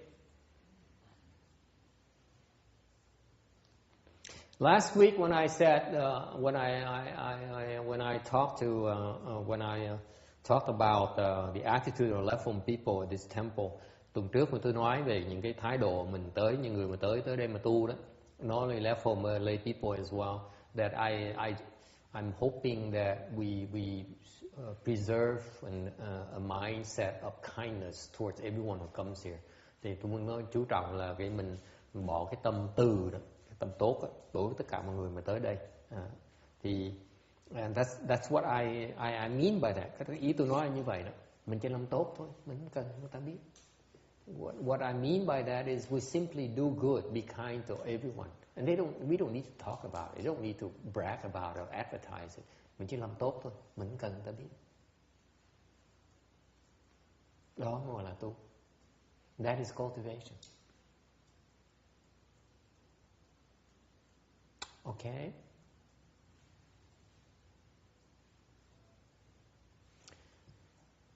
It's the kind of feel like when you hear people who are good, cái có là một cái cảm tưởng mình thấy khi mình gặp người tốt đó, when you near someone who's good, you feel like it feels good inside. Okay, gần ngồi bên cạnh cái người gặp cái người mà tốt đó, người nó thoải mái, đúng không? Whereas you meet someone who's up to something, you're not comfortable, are you? Hoặc là gặp cái người mà ta đang mưu toan chuyện gì đó, đang mưu đồ chuyện gì đó, mình không được thoải mái lắm. Quý vị có để ý như vậy không? Have you noticed that? If you haven't, start paying attention, bắt đầu để ý đi coi. Gặp người ta mà gặp người mới, especially your neighbor, nhất là cái người ngồi bên cạnh mình đó, ngồi bên cạnh mà thấy mình thấy mà người không được thoải mái á, then change place to go to somewhere else. Ngồi bên cạnh mà thấy thoải mái, mình đổi chỗ thì cứ theo kiếm người nào mà ngồi bên cạnh thoải mái đó, thì nó lợi hơn. Okay, and when you begin to pay attention like that, then you begin to understand that it's really you. Because if you are simply act out of kindness and behave in a kind manner, life is so much more pleasant for yourself. Tại vì tôi nói cái đùa quý vị thôi, chứ còn tôi muốn quý vị để ý tới cái chuyện này nè, là nếu quý vị mà giữ cái tâm tốt á, okay, thì cuộc sống mình nó an nhiên tự tại, nó thoải mái dễ sợ. Mình không mong cầu cái gì hết đó, mình không cần ai biết, mình không cần ai, mình không cần ai phải trả ơn mình hết đó, mình chỉ làm tốt thôi. So you do good, you help others, you don't expect anything back in return.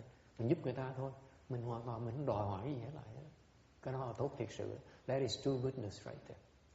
That is what I as an immigrant receive from this country. Cái đó là cái mà tôi là một người di dân vào xứ này ta nhận trong cái xứ này, nhận lãnh được cái xứ này. Người ta cho tốt, làm tốt cho tôi, không đòi gì hết. Đó tôi nhớ ơn. That I remember, that kindness. Okay? So, I hope someday I'll be able to reciprocate. Hy vọng ngày nào đó khi mà tôi trưởng thành rồi, tôi mà giàu có, tôi sẽ biết đầu tôi trả ơn lại. Which means never, because monks don't ever get rich. Đúng là cái khác là không bao giờ hết đó. Tại vì, con là bịp luôn đó. Tại vì thầy tu sao giàu được. Okay?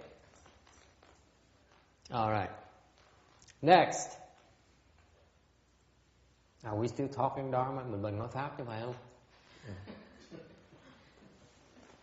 762. Servants. Mấy người tôi tớ. Bondsmen, serving mates. Have to serve others. Những người làm tôi tớ là phải làm việc cho người ta. Others who are not independent. Những người không có tự chủ. Meaning they have to take orders from others. Phải người khác ra lệnh cho mình. Phải tuân lệnh người khác. Okay? Né cái hoàn cảnh này. Whereas in contrast, what about being born into wealth and honor? Ngược lại, sinh vào cái dòng về cái hoàn cảnh tôn quý là sao? There are 5 causes for that. Có 5 cái nhân để mình sinh vào được cái dòng cái chỗ tôn quý. Universal giving. Thứ nhất là phổ biến bố thí. What is universal giving? Phổ biến bố thí nghĩa là sao? Non-discriminating giving. Not quite. Bố thí mà không phân biệt, nó chưa hoàn toàn đúng. Universal giving here means that you give to everywhere. Not only Haiti, but also South America, Asia, Africa, everywhere. This world, next world, everywhere. We've dedicated merit to something to all sentient beings. All sentient beings. That's universal giving. All sentient beings. Okay. All sentient beings mean beings everywhere in the Dharma realm. That's universal giving. Phổ biến này nghĩa là sao? Phổ biến là mình cho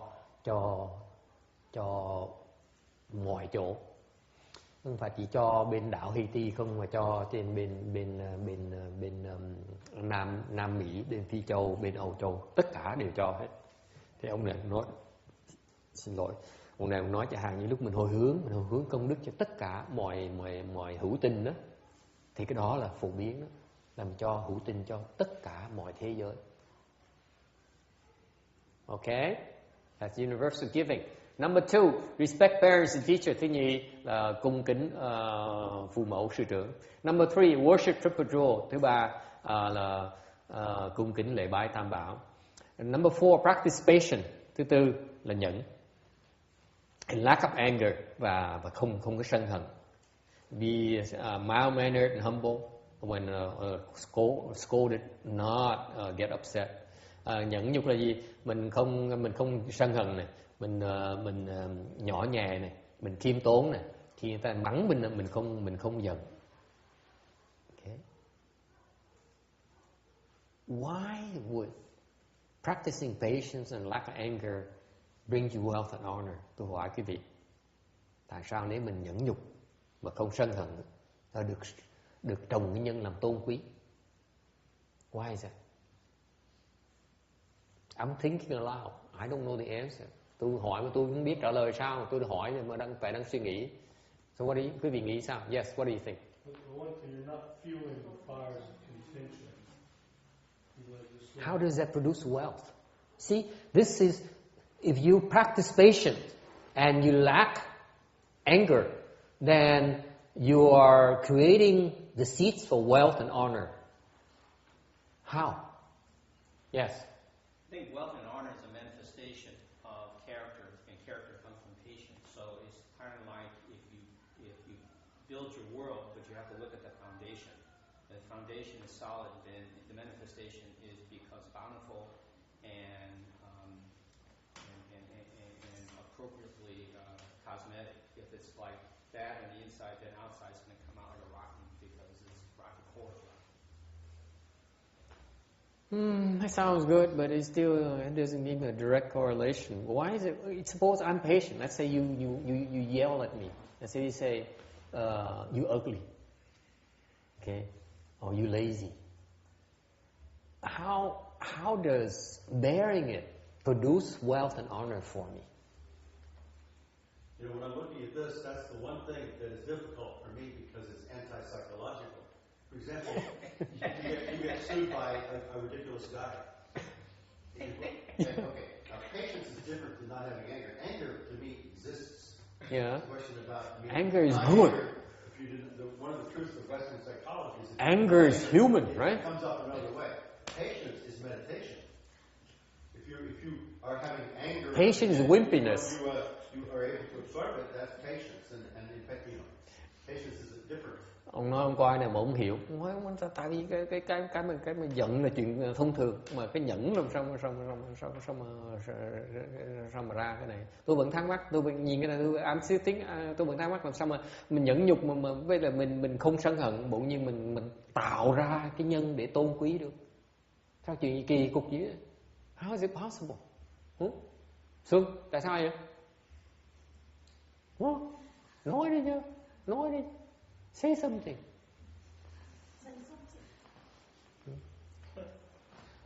You think when in terms of wealth, honor, you go for an MBA program, or you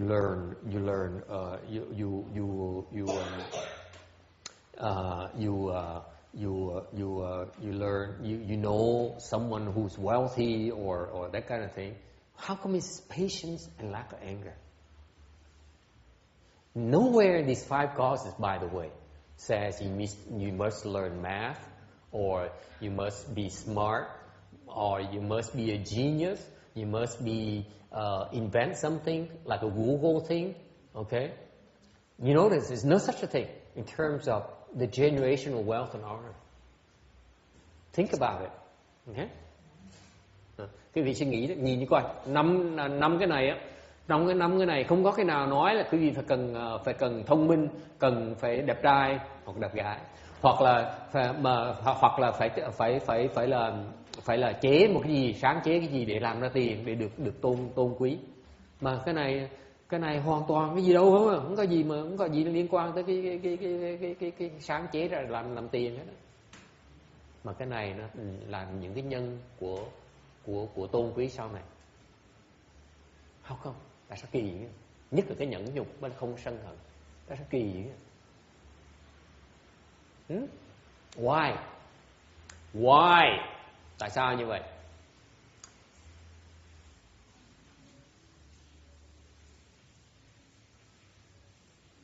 Makes you a more suitable vehicle to receive wealth. Makes you a more suitable vehicle to receive wealth.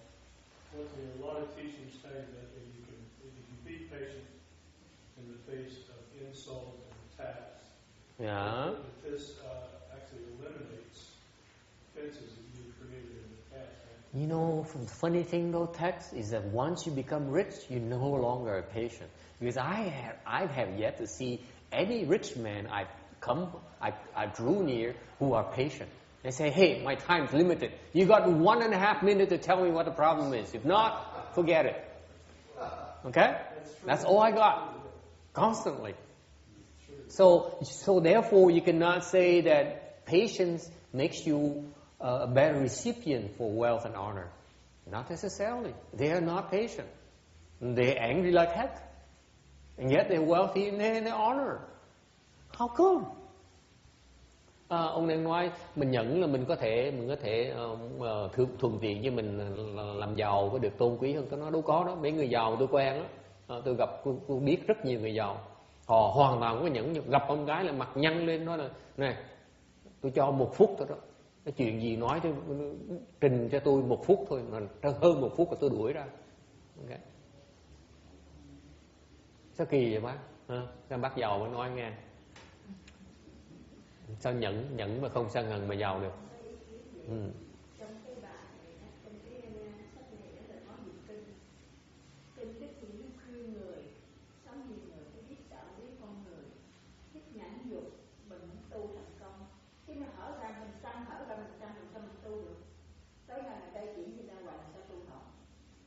She says this is about cultivation, so spiritual thing. Therefore, it takes us the lofty side of things. Nhưng nếu bác phải hiểu như vậy này, cái khó khăn tôi như vậy này. Mấy ngày hôm nay quý vị thì người đều có đạo đức, mới có trí huệ. Thành ra không ai than với tôi hết. Tại sao thầy nói chuyện tầm bậy không? Chuyện làm tôn quý là phải nhẫn nhục với được sân hận. Không ai dám hỏi tôi, không ai dám không đồng ý với tôi hết đó. Người trước mà thường không đồng ý với tôi, giờ không dám đồng ý với, không đồng ý với tôi nữa. Thành ra bây giờ tôi cô đơn dễ sợ. Tôi phải kiếm cách, tôi phải không đồng ý với tự tôi luôn. And see, before people used to disagree with me, especially the newcomers, they say, "You are talking nonsense." But this is nonsense because how can patience and lack of anger produce wealth and honor? How is it possible? Come on, folks. Let's be real here. Yes.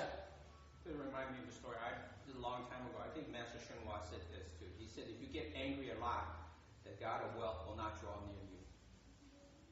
So I don't know. Ok. Ngài Tiến Hóa ngài nói là nếu nhắc lại, nếu như mà chuyên môn nổi giận thì cái thần tài không bao giờ tới gần ông hết. Yes, Janice. When you practice patience and don't get angry, your mind is clear and you don't get moved by the different states. Yeah, how does it produce wealth? That's get it. Let's get to the point here, Janice. How am I going to get rich? By being patient. The rich is not material. It's not something. Yes, it is. Good things happen to you when your mind is. No, this is wealth, honey. Wealth, meaning this is wealth. If it's not this, it's not wealth. I'm being real here. Tôi nói chuyện rất thực tế nha. Tôn với quý này á, ok, quý này, cái quý là tiền, có tiền mới quý được, không có tiền không quý nha. Cái này rất thực tiễn. Không có nói chuyện trên trời dưới đất đâu. Làm sao quý được bây giờ? Làm sao ra tiền bây giờ? Nhẫn nhục mà ra tiền hả? How can patience produce this?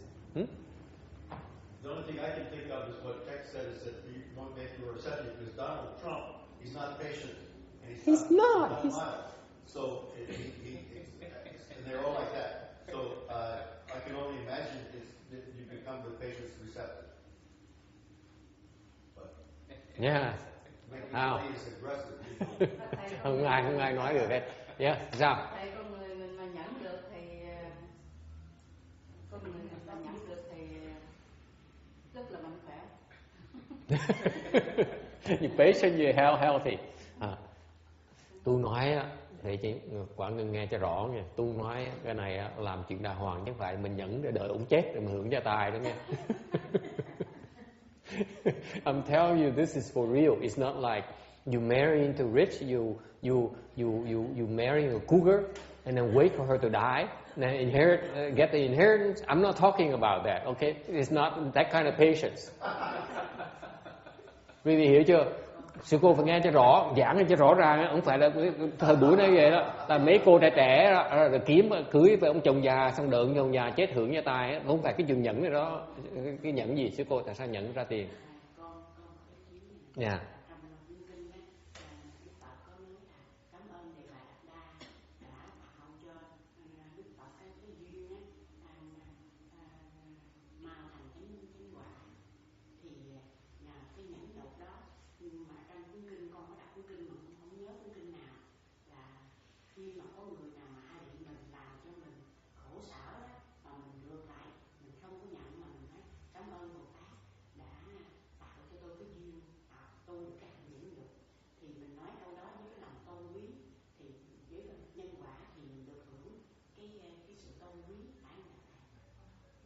Tôn với chắc quý.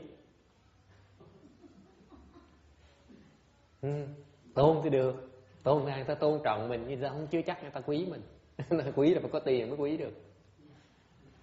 See, people give me answers which still does not explain to me to my satisfaction why patience produces wealth. Yes. People will draw near you and they might make offerings to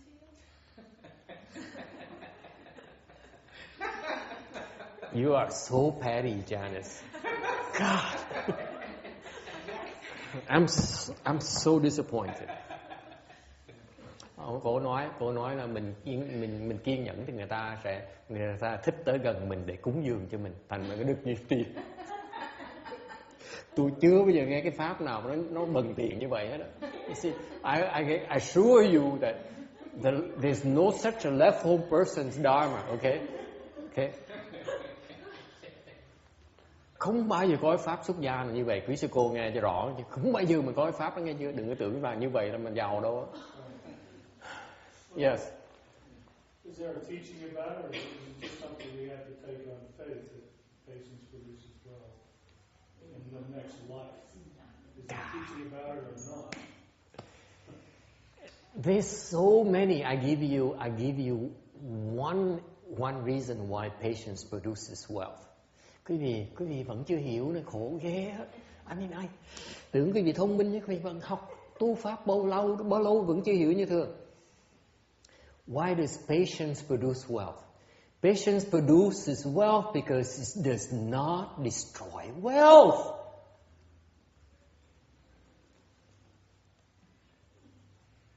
Isn't that beautiful? Cái nhẫn nó tạo ra cái của cải, cái quý là tại sao? Tại nó không có đả phá, nó không có hại cái quý, mới tạo cái quý được. Mình có quý tại mình không tạo, mình không phá nó, mới thành quý, mới cái thành được. Number two, you're not destroying all this wealth. Therefore, they won't come and destroy your wealth. Lý do thứ nhì, mình không có phá cái quý của người ta, thì người ta không tới phá cái quý của mình.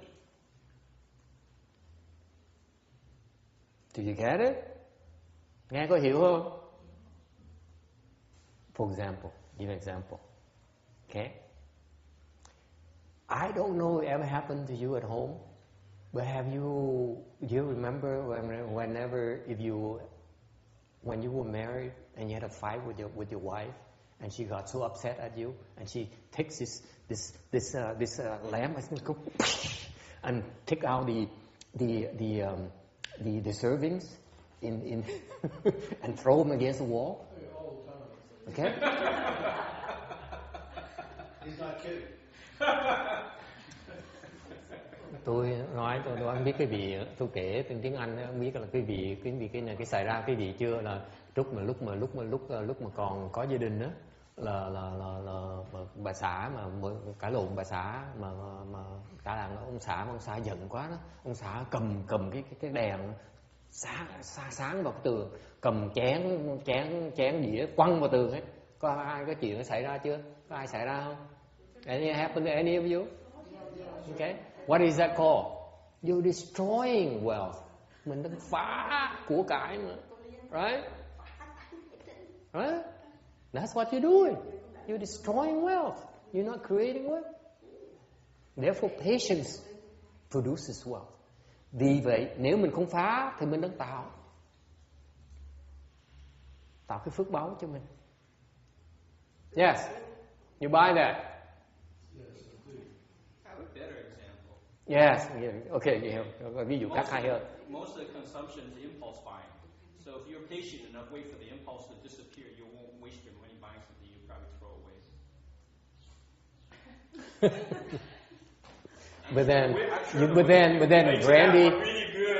but then Randy, you are very unpopular, especially with your wife. But you think all the money you save. Yeah.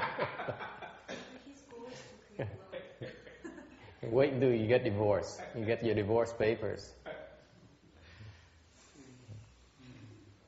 So those are only shallow examples of why patience produces wealth. Okay, actually, at a spiritual level, patience is non-destruction. Cái chuyện quan trọng nữa là cái nhẫn là không có tạo cái sự tai hại cho người ta. That produces wealth. Đó mà tạo ra cái sự giàu có của mình. Because everyone else is wreaking destruction on you and we're not. Tại những người khác ta thiếu cái nhẫn, ta đang phá mình. Ngược lại thì mình có nhẫn, mình không phá người ta. Tại đó là một cách tạo của cải. So non-destruction is a form of wealth creation, isn't it? You still have the lamp, you're not throwing against the wall. Mình vẫn còn cái đèn đó, những cái chén bát mình vẫn không quăng vào tường cho đánh bể nó vẫn còn của cải của mình. Mình không phá nó, tức là nó của mình. Right? You're creating wealth right there. By not destroying it. Isn't that right? Thấy tế gì dễ sợ. Mình không phá là mình đang tạo của cải ra. Đúng là beautiful, cái pháp nó hay dễ sợ. Người ta cứ nghĩ là mình phải ngồi phải vặn óc, mình phải bứt tai bứt tóc, mình chế cái gì ra, không có. Mình đừng phá là mình tự tạo ra của cải. That's the beauty of the Dharma right here, because it's unlike common wisdom where you're supposed to create or invent something or produce something to produce wealth. No, here's non-destruction produces wealth.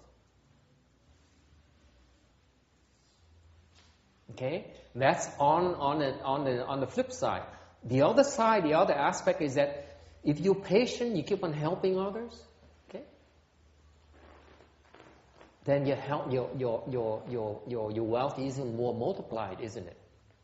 You keep on going back and say, hey, let me help you. Let me help you. No, I don't want your help. No, let me help you. Let me help you. Let me help. Let me do this for you. Let me do this for you. You're creating wealth directly even. And that person has come back and pay you back. Phương diện thứ ba, mình tới, mình nói, để tôi giúp này. Để tôi giúp bác này, tôi giúp bác này. Nó, tôi không cần giúp. Để tôi giúp này, để tôi giúp này. Cứ giúp hoài. Người ta, mình cứ tới mình giúp người ta hoài. Là sao? Là sau này người ta tới phải trả cái giúp của mình đó. Cái giấc luôn. So in other words, you patiently help them. Okay? And that produces incredible wealth for you. Chỉ giúp thôi, kiên nhẫn mà giúp thôi, cứ giúp hoài, giúp. Người ta không thích, vẫn giúp như thế. Có là giúp, có cơ hội là giúp. Sau người ta phải trả mình cái nợ đó. Mà giàu cũng không thể tưởng được. Ngồi thấy dễ sợ cái pháp đại thừa dễ sợ. You see how clever Mahayana is. It produces wealth. Patience really produces wealth. Right? Honor is easy, right? Honor is obvious, but the wealth is the not obvious, so obvious one.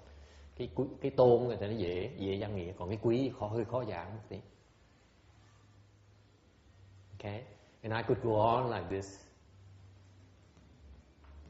for a long time about why patience produces wealth. Tôi có thể tiếp tục giảng quý vị một ngày nữa, một giờ nữa, một ngày nữa. Tại sao cái nhẫn đó nó tạo ra cái quý. Please do. I'd like to hear some more reasons. When you hear that, it's supposed to induce you to say, no, that's enough. I think we got it. We're smart enough. But not for you text email. Cái ông nói, thầy cứ giảng tiếp thôi. Tôi muốn nghe tiếp. Tôi nói không có. Ông phải hiểu, nghe pháp tôi nói, ông phải hiểu cái ý tôi nói. Khi tôi nói là tôi có thể giảng tiếp 1 tiếng đồng hồ nữa, 1 ngày, 1 tháng nữa. Tôi có nghĩa là tôi nói là ông đủ thông minh rồi. Ông không cần tôi giảng 1 ngày, 1 tháng nữa. Nhưng ông này không có thông minh, phải chịu. Like in the sutras, they state like 12 hours to tell you all the merits of the Monotapas Purana. It would take till the end of the end. Nobody ever says, "Well, please go on." Okay, fine. Number 5. Let me finish this slide here and we wrap it up. Ngày hôm nay cứ cho tôi tới cái phần thứ 5, xong rồi mình ngừng lại. You listen to sutras and Vinaya. Nghe kinh và luật. Attend many lectures. Many is my addition. Okay. On sutras and study and practicing more precepts. Tôi nói là phải tới nghe kinh đều. Tôi mới thêm cái đều của tôi đó. Nghe giảng kinh đều và học và giữ giới. Okay. How does listen to sutras and Vinaya produce wealth and honor? Wealth. Tại sao nghe giảng kinh với giới luật là mà nó tạo ra của cải? How? Well, it builds up your inner wealth, which may be reflected in the outer wealth later. Tại sao nghe giảng kinh là tạo ra của cải hả sư cô? Sư cô phải cái phần này mấy sư cô phải biết giảng nha, thôi người ta tới cười hết. Người nói trời ơi mấy thầy mấy cô nói trên trời dưới đất không, nghe giảng kinh mà sao mà làm ra của cải cho tôi cho rồi. Đừng xúi dại. Đã không đủ thì giờ mà ngủ, không đủ thì giờ mà ăn, không ngủ thì giờ đi chơi, ngủ thì giờ mà nói chuyện với con cái, biểu tới ngồi nghe kinh để tôi giàu có. Vô lý, vô duyên lãng xẹt. Làm sao giảng người ta bây giờ?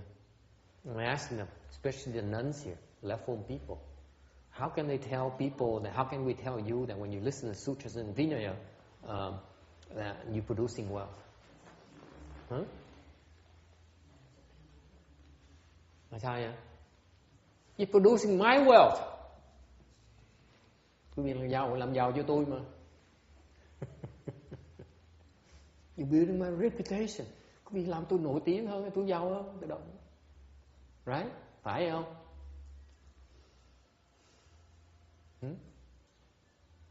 Phải không? Is that right? Yes. That's true. That's true. But we're not talking about my wealth. We're talking about your wealth. How does your listening to sutras and Vinaya produce wealth? Tại sao? Cái đó đúng. Tại vì nếu quý vị tới nghe thì đương nhiên tôi nổi tiếng, tôi sẽ giàu hơn nữa. Đó là cái ước vọng của tôi. Nhưng điều cái quan trọng mình nói ngày hôm nay là cái giàu của quý vị phải giàu của tôi. Làm sao quý vị nghe giảng kinh, nghe giảng giới là giàu. Amy, how does it produce wealth for you? You think? So you learn to be patient. Then No. Let's leave patience alone for now. Okay, we're talking about the other than patience. Okay. Sao giàu bây giờ? Bác này nói trước đi. Sao?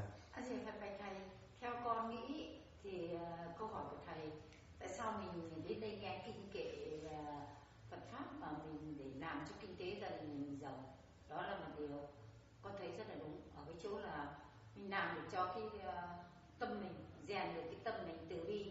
Khi mình làm bất cứ một việc gì, thí dụ mình không có sân hận, mình không đập vỡ, đó là một cái tiết kiệm được cho làm giàu được cho gia đình. Hai nữa mình đi làm thì mình không gặp những cái có bao nhiêu cái trouble mình đều nhẫn nhục được, mình đều đi qua được, thì sự tôn trọng của một cái công ty hoặc là của ông chủ, người ta đối với mình nó rất là có giá trị. Mình muốn chạy đến chỗ khác nhưng mà người ta thích mình, có thể người ta để cá lương cho mình nữa. Đấy là những cái biện pháp mà mình tu hành tân tính thì mình sẽ được hưởng những cái phần đó, là mình sẽ làm giàu cho. Nó chỉ chút nhưng mà là giàu cho kinh tế cho gia đình. Đó, một chút cũng giàu thế. Bạn làm sao? Cũng như vậy luôn. Okay. So same idea. Okay. You okay. You don't get it. Quý vị không thấy đâu. Để tôi nói cho quý vị nghe. Let me explain it to you because you don't get it. Tại sao nghe kinh làm giàu? Why would you're coming here, Douglas, today, create some wealth? You see, you walk out of here, I'm not wealthy, right? Tại vì ông này mới khách lạ mới tới, mình ngay cái duyên mình nói ngày này ông tới là ông tào cái của quý với ông. Tôi nghe 2 tiếng đồng hồ, nghe trên trời dưới đất không biết tôi cái gì giàu đâu, tôi thấy giàu hơn đâu. So what wealth? No, Jimmy, no. You're too abstract for me. I want money. Okay? I want concrete, tangible things. Because otherwise, people will not believe in Mahayana. Nhưng mà thầy không có cái ý kiến. Yeah. Tuy nhiên các bài kinh mình nghe được, mình hiểu biết cái kinh cái trí huệ của nó để giúp cho mình tăng trưởng trí huệ của cái một cái giàu có, một cái tiền bạc giàu có. Cái này tiền bạc mua không được thưa thầy. Đó là He says, listening to sutras give you unfortunate wisdom, and that is priceless. Nó quý thiệt, nhưng đều phải tôi phải cân tiền, bác phải nhớ như vậy. Tôi phải tiền tôi mới tin được. Ông Bình Hoa, ông rất là bần tiền, ông chỉ muốn thấy cái tiền trước mắt, phải đếm được tôi mới tin được. Chứ còn nói chuyện giàu mà không có tiền tôi không tin. Làm sao ra giàu bây giờ? Phải khổ lắm. Tôi có gì và trước mắt tôi mới tin được. Anyone else? Yeah. Thầy nhắn con, ví dụ con gia đình con thì không thích ai muốn đi chùa hết á. Thôi giàu đâu cần giàu thêm nữa đâu. Con đi chùa rồi về cái. Có giàu hơn không? Giàu. Giàu chỗ nào? Giàu, mình đi về cái mình hiền hậu, mình làm cái gì mình chiều ý người ta, cái người ta thấy mình ủa sao bữa nay đi chùa sao thấy hiền quá. Tôi vẫn chưa thấy tiền, không được. Mấy người xung quanh thì giúp đỡ mình đó. She says her family does not want to come and listen to sutra lectures. I said because they are wealthy already, they don't need to come and listen to sutra lectures. But she said, but I like to come and listen to sutra lectures because after the lecture I feel good, I feel more humble, I feel better about myself, about my life, and go home I'm happier. And I said, but I need to see money. Because if I don't see money, it's kind of hard to explain to Doug why would listening to sutra produce wealth. I got a suggestion then. Yes. Give everybody a red bag before they leave. Yeah, open the donation box and everyone gets a red envelope. Okay. Put money in there just to give a red bag. No. You listen to sutras. Okay, I'm gonna skip Vinaya for now. Okay, let me do sutras now. Okay, because I don't have enough time. Tại ngày nay sẽ không đủ thời giờ. Nói chuyện kinh thôi, đừng nói chuyện giới luật đó. Okay, because they're different animals.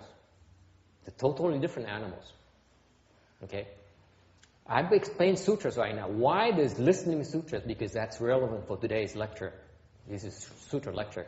Ngày nay mình giảng kinh.